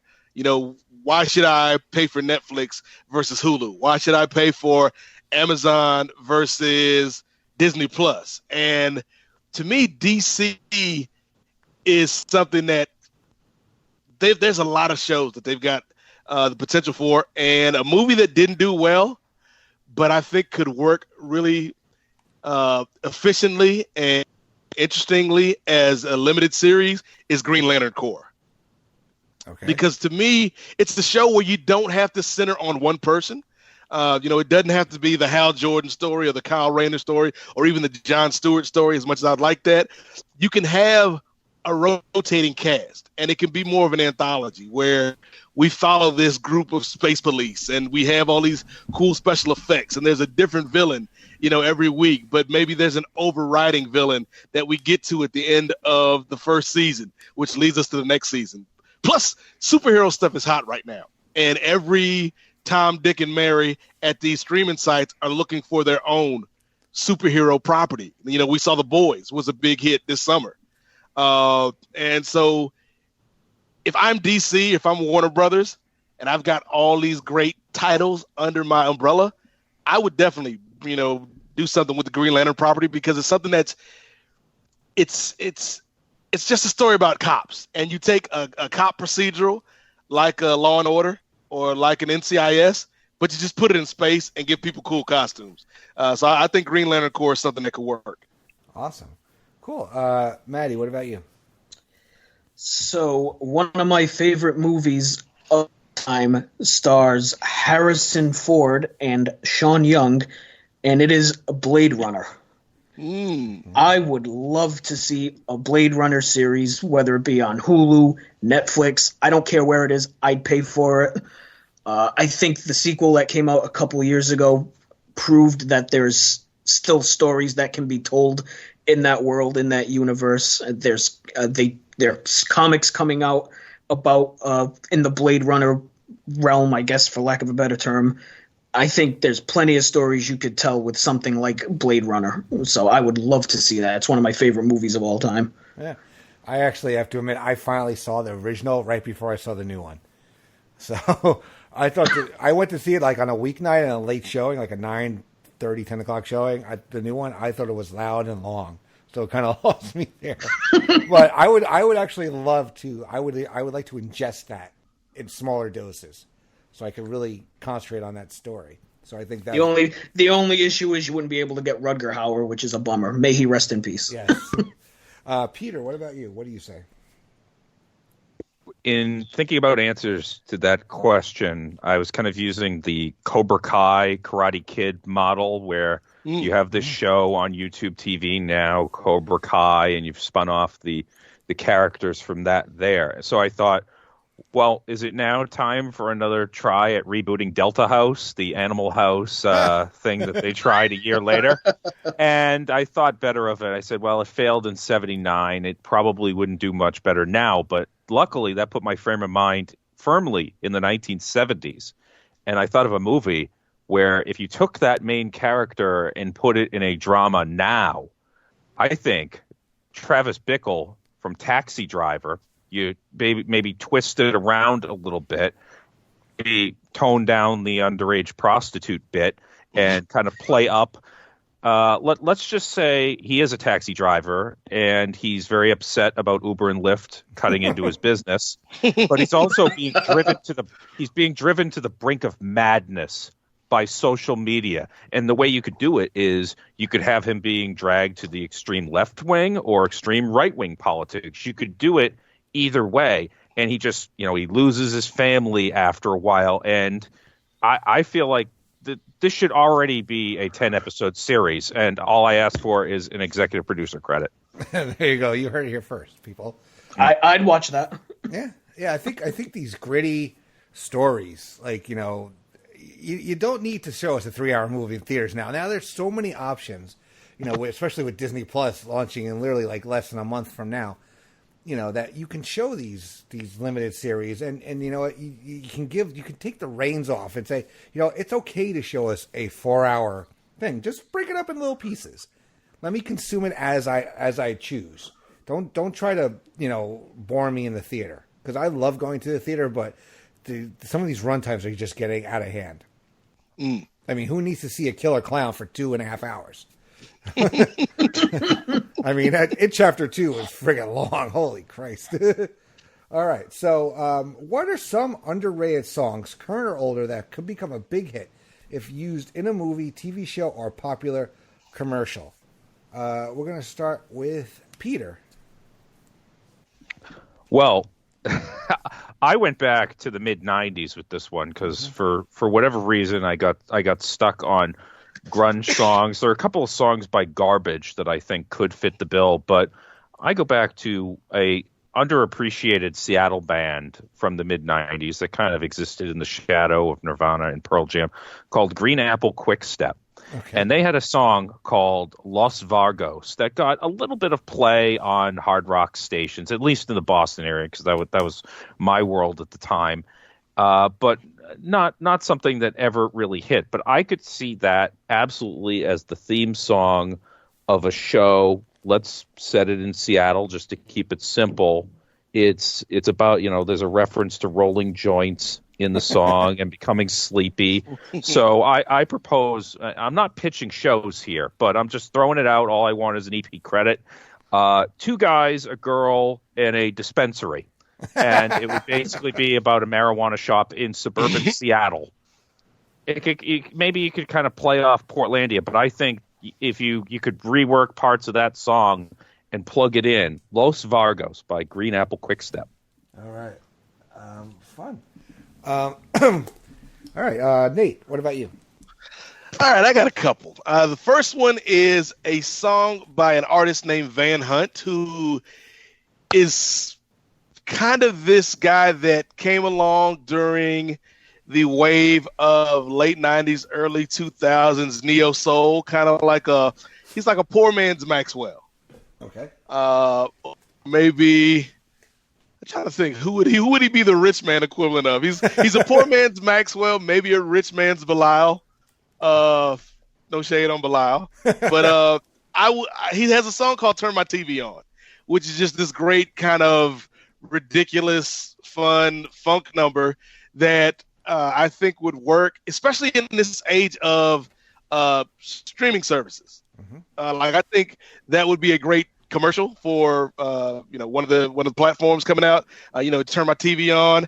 Like the song is so good. In fact, I'm thinking about adding a show to the Kings of Sport Patreon that talks about television, just for the fact that I need more content on the Patreon, but also as an excuse to use that theme song every week because it's that fun.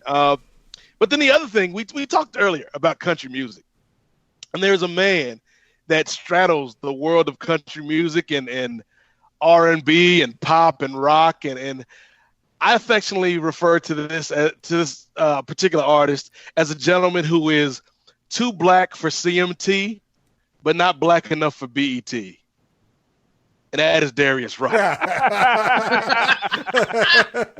and Darius Rucker came out with before like this new recent metamorphosis into a country star. Like after he left, or not left because he's still with Hootie, but after Hootie kind of took a hiatus and before he started country, he put out a record called Back to Then, which was released on Hidden Beach Records, the same label that Jill Scott's on, and it was actually pretty good. But again, white radio didn't know what to do with him, and black radio didn't know what to do with him, so he just kind of fell into the cracks. And there's a song on the record called Hold On, and I think it would work in a movie. I think it would work for one of these CW TV shows about this downtrodden millennial girl who's trying to make it in the world, and every week we just hear "Hold On" sung by Darius Rucker, and we get a bonus because Woody Harrelson provided background vocals. So I'm sure that recording session was a lot of fun, and probably a lot of smoke in there. So shout out to Darius Rucker. All right, cool. Matt, what about you? So the way I read this question was I thought of like a song by a well-known artist that maybe not everybody knows. So I got a couple here. There's a song by Led Zeppelin called Achilles' Last Stand.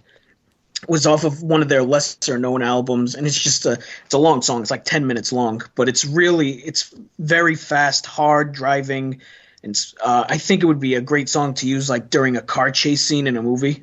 Mm-hmm. And then the other one I thought of was there's a song by Bowie, Fashion, which I think I can't believe hasn't been used, or maybe I just don't know, hasn't been used in a high-end clothing commercial, like fancy jeans or fancy pocketbooks or something like that. I think that song would be perfect for a clothing commercial of like something like that. All right, good. I'll have to check those out on the iTunes and such. So, all right, our final question of the pop culture segment is: with the recent success of biopics, give me some that you like to see that get made. We're going to start with Nate. Okay, I think one that is probably in the works as we speak that would be interesting would be one about Stan Lee. Mm-hmm. Obviously, given his huge cultural significance, his cultural impact, and what he has meant to modern day cinema, and just the amount of money that his creations have made, I think Stan Lee would be a great choice for a biopic.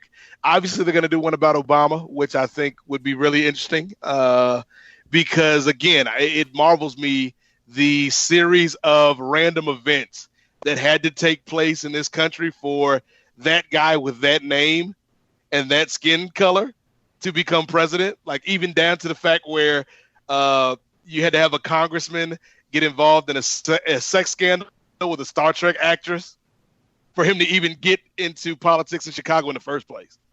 So I think that would obviously be interesting.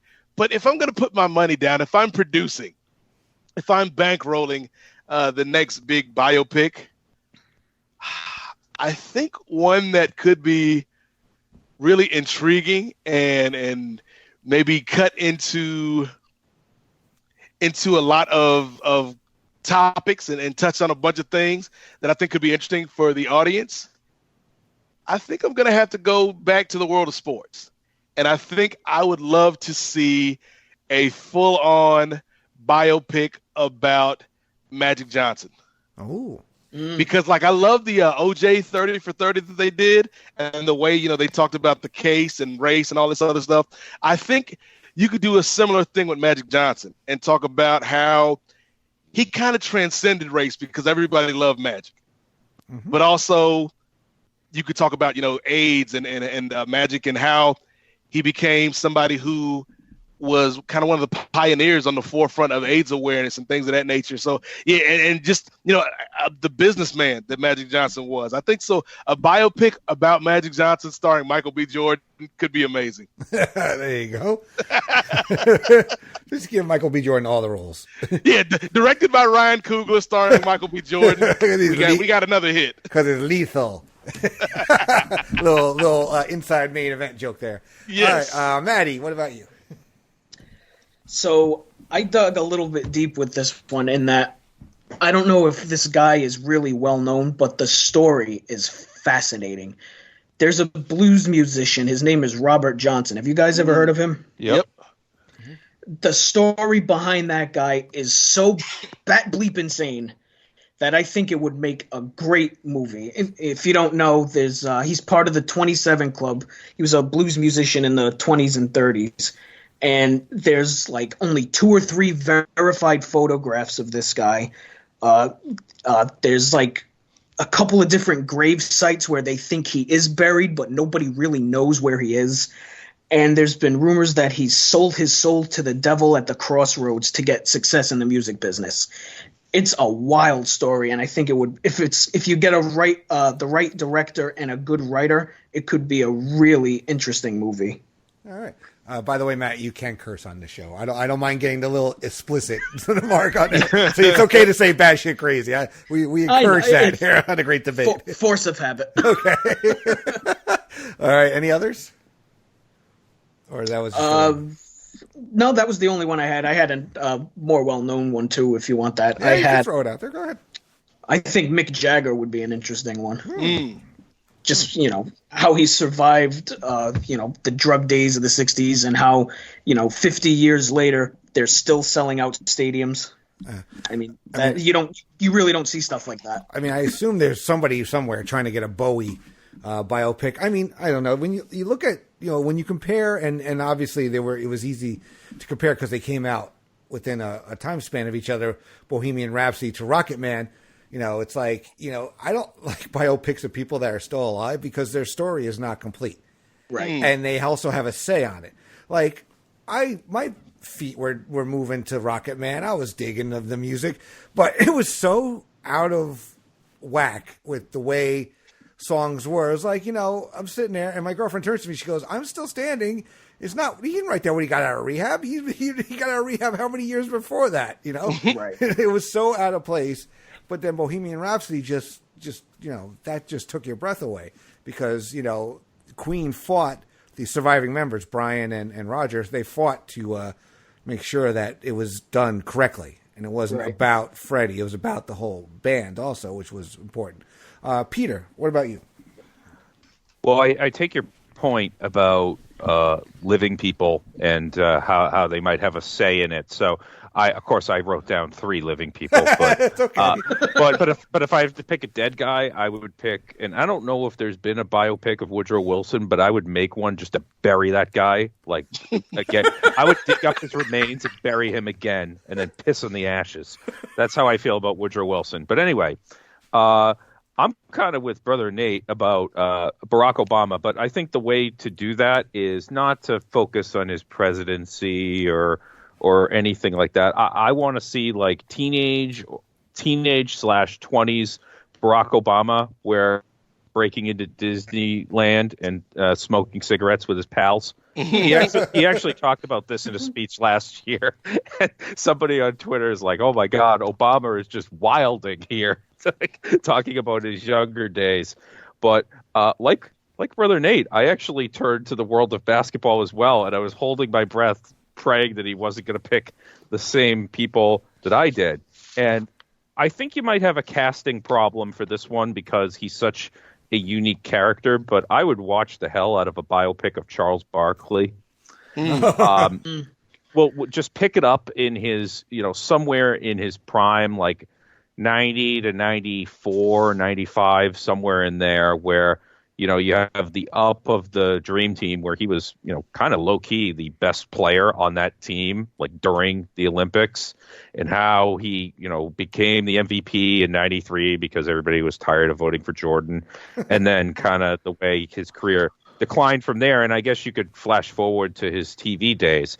The other basketball player, you'd also have a similar problem finding anybody who could play this guy because he's nearly 7 foot tall and a redhead, is Bill Walton.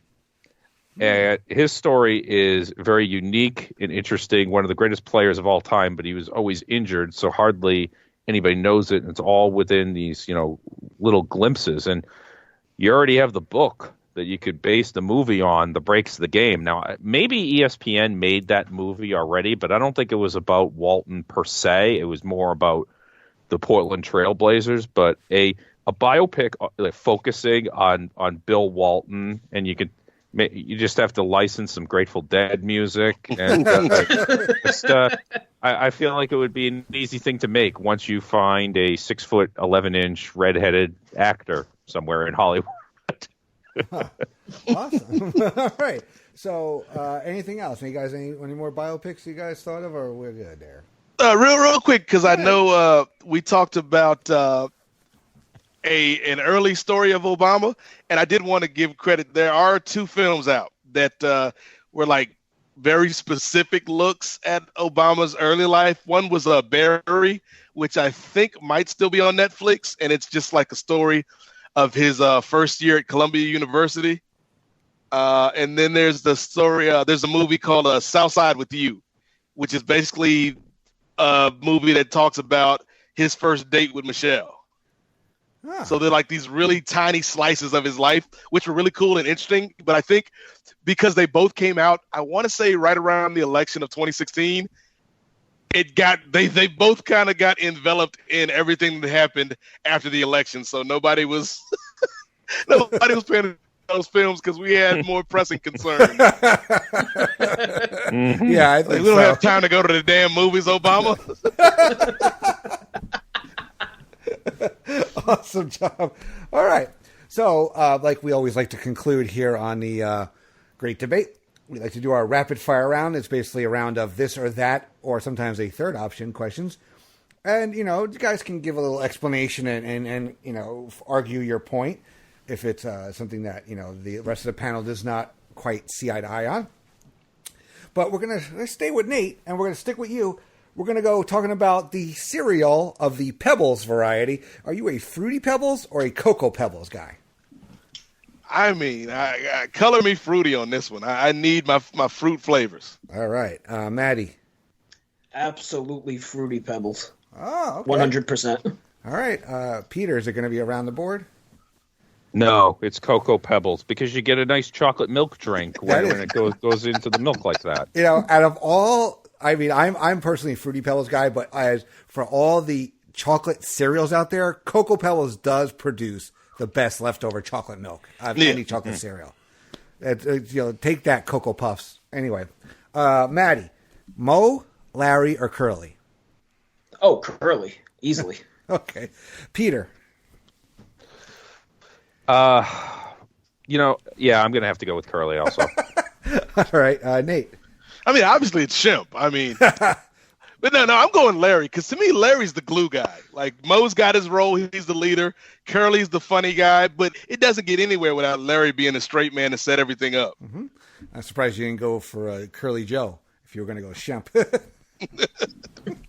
All right. Peter, now we're just talking about regular buffalo wings, not all the flavors you see. Are you a mild wing guy or a hot wing guy?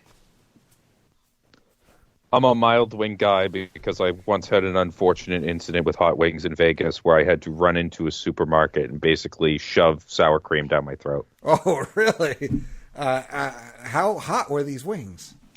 They were the blazing wings from Buffalo Wild Wings, and I downed 9 of them pretty quickly. and it's all because one of my friends once did a shot of the blazing sauce with like no chicken attached to it. He did a shot of it, and I thought I could be his equal, and it turned out to not be the case. It took me 3 years for my digestive system to come back. Oh God! Well, I'm sorry to hear that. Yeah, I had something. Not as bad, I guess, but I was working in a bar, and I was downstairs. One of the other bartenders was making wings. And he goes, "Andy, try this." And I take my finger, and I'm like, "Oh, it's pretty good." I go, "What's in it?" And it hadn't hit me yet. And he's like, "Blah blah blah," and habanero. And I'm like, all of a sudden, it just wham hits me, and I go running up the stairs to the bar, and I just start pouring whatever liquid I could into a pitcher to try to douse my my tongue on that. But Nate, what about you? Are you a mild or hot? Definitely hot, and it is my own story. I work at a chicken restaurant as part of, when I'm not out doing podcasts or doing football broadcasts or on the radio. And as an initiation, we all had to take a cupful of the hottest hot sauce when we started in the kitchen. And that was kind of the rite of passage. If you could do that, you were able to handle the slings and arrows that came with the lunch rush. That's awesome. Maddie, what about you? If given the choice, I'd go mild. I have no interesting chicken or hot sauce related stories. Oh, okay.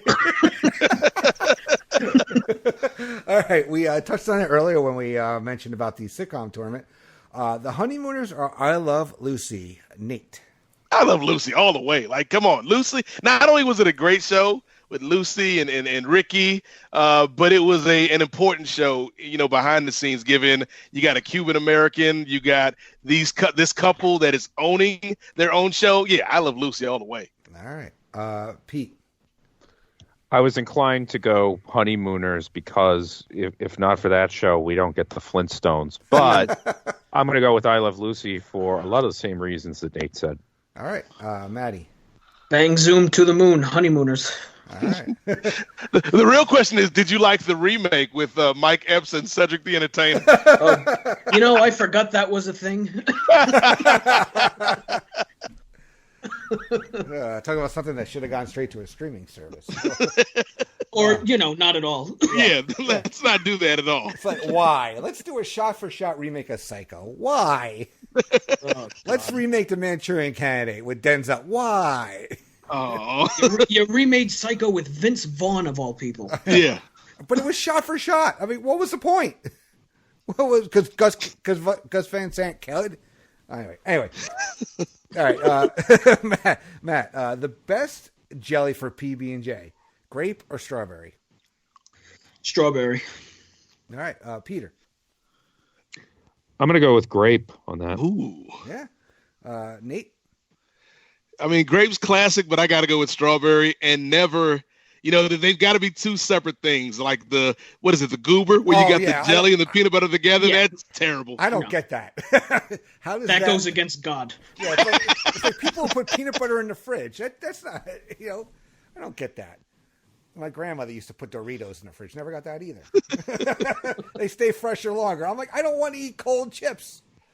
Anyway, I'm surprised nobody said raspberry as a write-in vote, because I personally am get sick if I have strawberry. So, where were we lead off? 1, 2, 3, 4, 5. Okay, Peter, Bruce Springsteen or Tom Petty?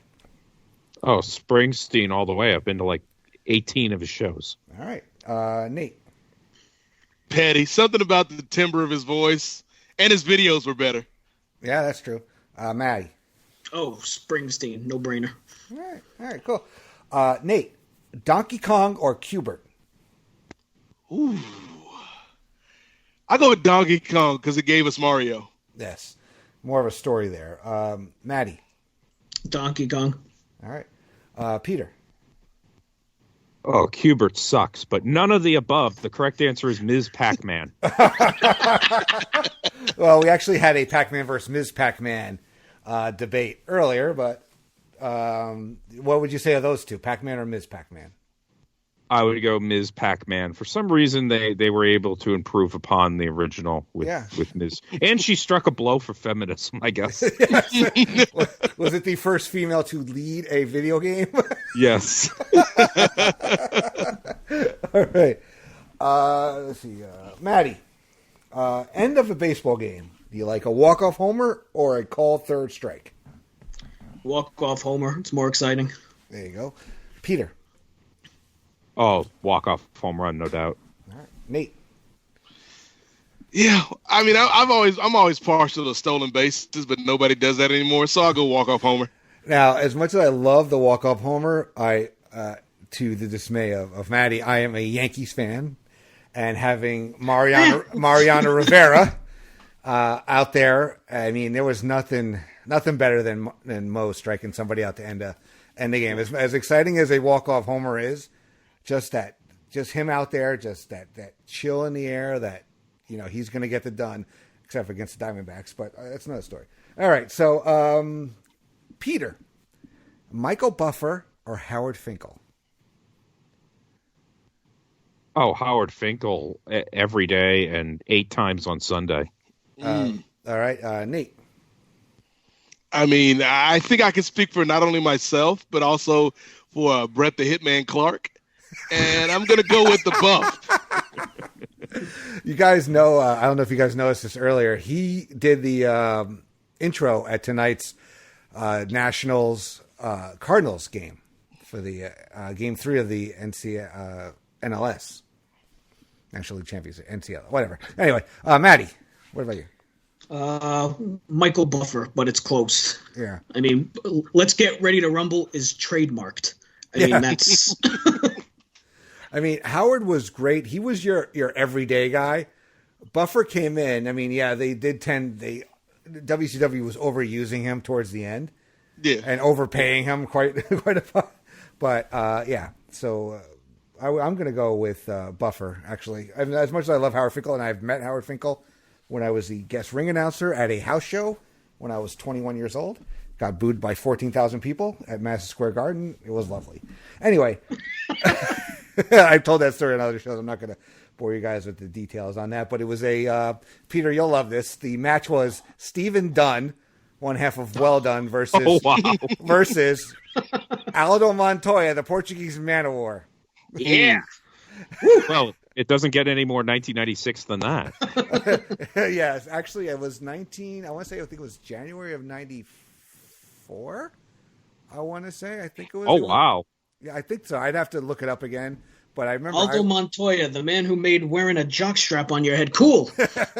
Yes, I remember. I actually didn't own a wrestling shirt at the time yet, and I was wearing my Brian Leach New York Rangers home jersey because we were sitting in what would have been the front row if it was hockey. And this guy makes an announcement, hey, we're going to need a flag bearer for the Lex Luger. We're going to need a guest manager for the Bushwhackers. And we're going to need a special guest ring announcer. And I thought nothing of it. All of a sudden, the guy just comes up to me halfway through the show, goes, you want to be special guest ring announcer? I'm like, what? I'm like, okay. Like, I stuttered for a minute, and my buddy's other friend that was with us was like, I'll do it. I'm like, no, he asked me. Get the fuck out of here. I go backstage, and I'm like, they give me a waiver to sign, and they hand me a T-shirt. I'm like, can I wear this over my jersey? Like, yeah, why not? I'm like, okay. Figure try to get the cheap pop with the Rangers jersey on. It didn't work. And then they hand me a sheet. They say, okay, this is what you're going to read. And I look down, and I don't know if I audibly moaned or groaned and went, geez. I'm like, oh my God, am I going to get to do like Mr. Perfect versus, Shawn Michaels or whatever the hell was going on at the time, or Jeff Jarrett? No. I get, they don't even make, this is like, Velocity even. I don't even know if this is Superstars. Yeah. It was like when Steven Dunn came out to Right Now by Van Halen. It never got it. But it was a fun time. All right. So back to the end of the show here. Okay. So, Peter, The Breakfast Club or St. Elmo's Fire? Breakfast Club for me. All right. Maddie. Yeah, Breakfast Club. All right, Nate. Question: Does St. Elmo's Fire have Ali Sheedy in it? Yes. Oh, damn! I thought it was gonna be easy slam dunk. I mean, St. Elmo's Fire's got the jam. Like that's a hot song. Mm-hmm. But Breakfast Club I've seen multiple times. So Breakfast Club. All right. Awesome. So these debates will be up on the Great Debate Facebook page. That is getting up. We've taken a little hiatus. The 80s song tournament took a lot of time away from that, but it is coming back even with the sitcom tournament. So check that out. So guys, awesome job. Great show. A lot of fun. And let's go around the horn and see what everybody's got coming up. Maddie, what do you got coming up at Place to Be Nation? Well, you can check out the weekend playlist. Goes up every Friday. It's songs and music videos for your weekend listening, and can confirm that in the very near future there will be a new episode of Jenny and the Gems coming shortly. Awesome. So we'll keep what we're watching a secret for now. All right, cool. Peter, what's going on over in Allentown? Well, greetings from Allentown. The episode that I am working on as we tape this is WWF Mania from May 8th, 1993, which has the match that was supposed to be on WrestleMania 9, Kamala versus Bam Bam Bigelow, and also the strange matchup of the narcissist Lex Luger versus Bob Backlund. So a lot of interesting things for a WWF Mania show, because they were still trying on that program in 1993. Awesome. All right. Nate, now you mentioned the Patreon. Why don't you, mention that and what else is going on over with your shows?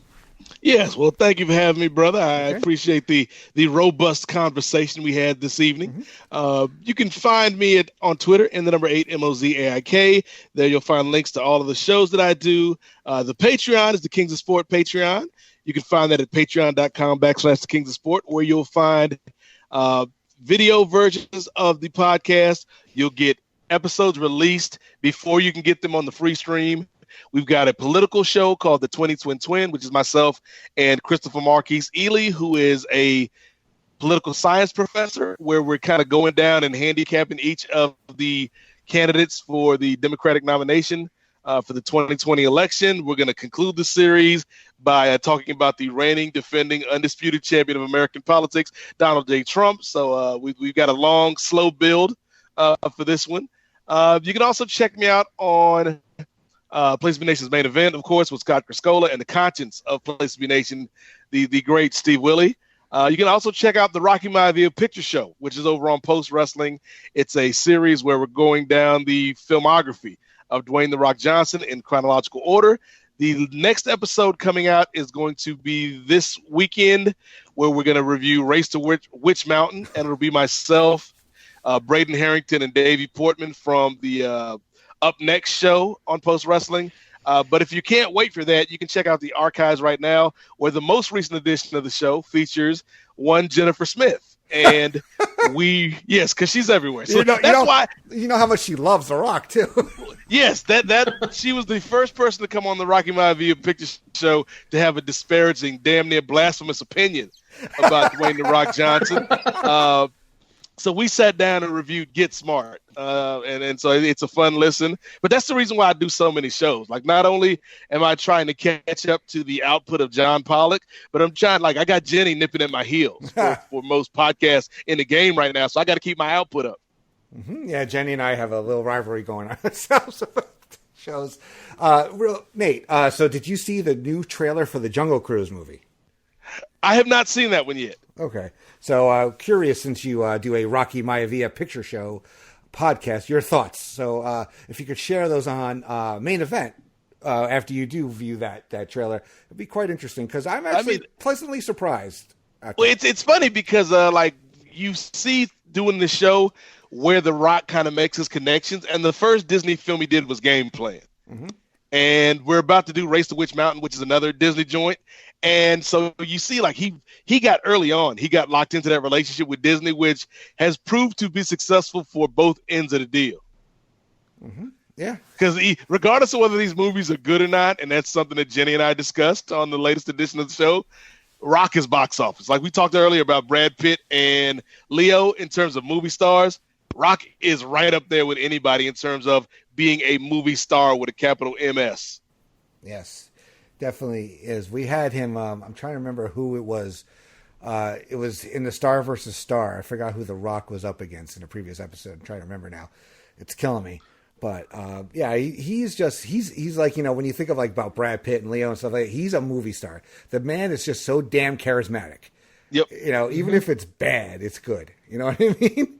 But you know, with the Jungle Cruise, I mean, I have personal feelings of that. That is my favorite ride of all time as a kid, and I kind of enjoy it. I kind of see where they're not going to give away anything from the trailer, but they took it in a direction I didn't think they would.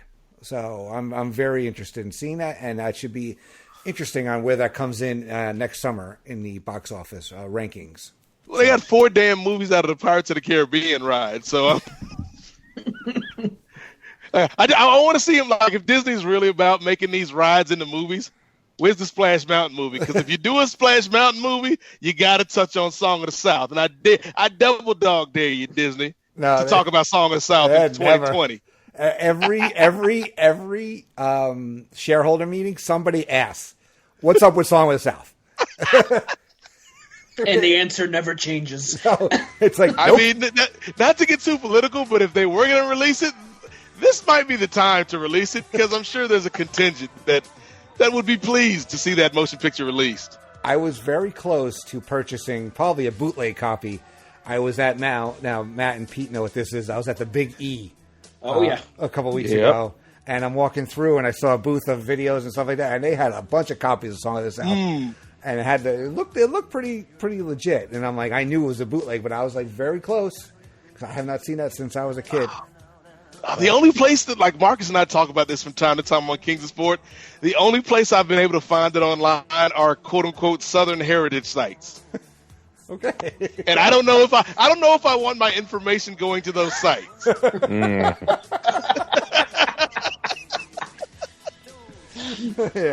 Like, wait a minute, this looks like one of those lethal addresses.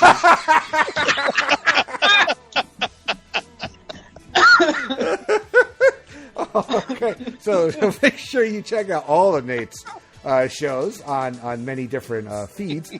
For myself, we just had the latest episode of Year in Pop 1978 with myself, my co-host Scott Criscolo, the Dr. George Rivellino, and Jason D'Amato. We talked about lots of fun stuff. We talked about the Boston Massacre. We talked about Billy Joel's 52nd Street, because we have a requirement. Any show that Scott Criscolo is on, we need to talk about Billy Joel for 20 minutes minimum. And we talked about Animal House, WKRP in Cincinnati, amongst other things. Coming up, I have new episodes of Laugh in Theater. I'm actually getting together with both the Geek and the Sassy. That's right, Jenny and Miranda. We're going to get together, and we are going to do mini Laugh in Theaters about the 3 Charlie Brown holiday specials. So first off, we're going to do a live watch of The Great Pumpkin, Charlie Brown. And then at Thanksgiving, we'll do the Thanksgiving one. And then we'll do the Christmas one, obviously at Christmas time.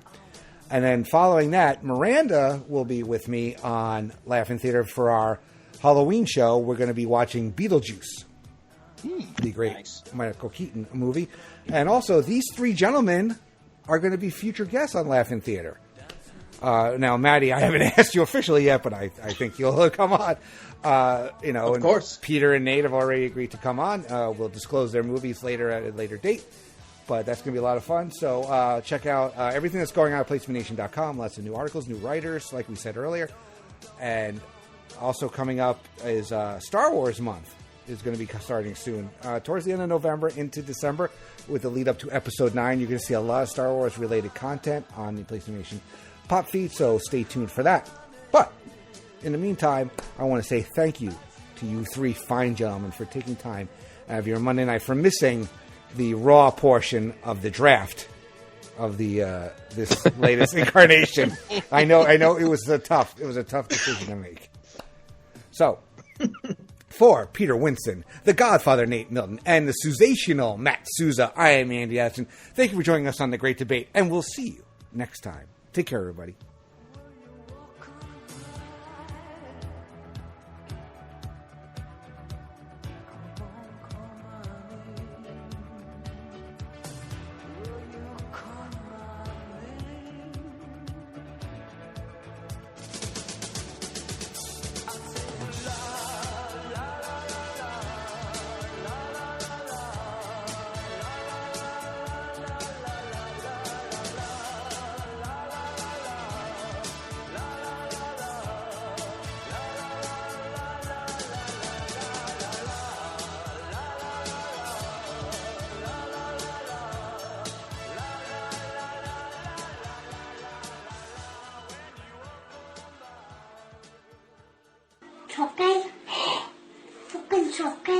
Oh God.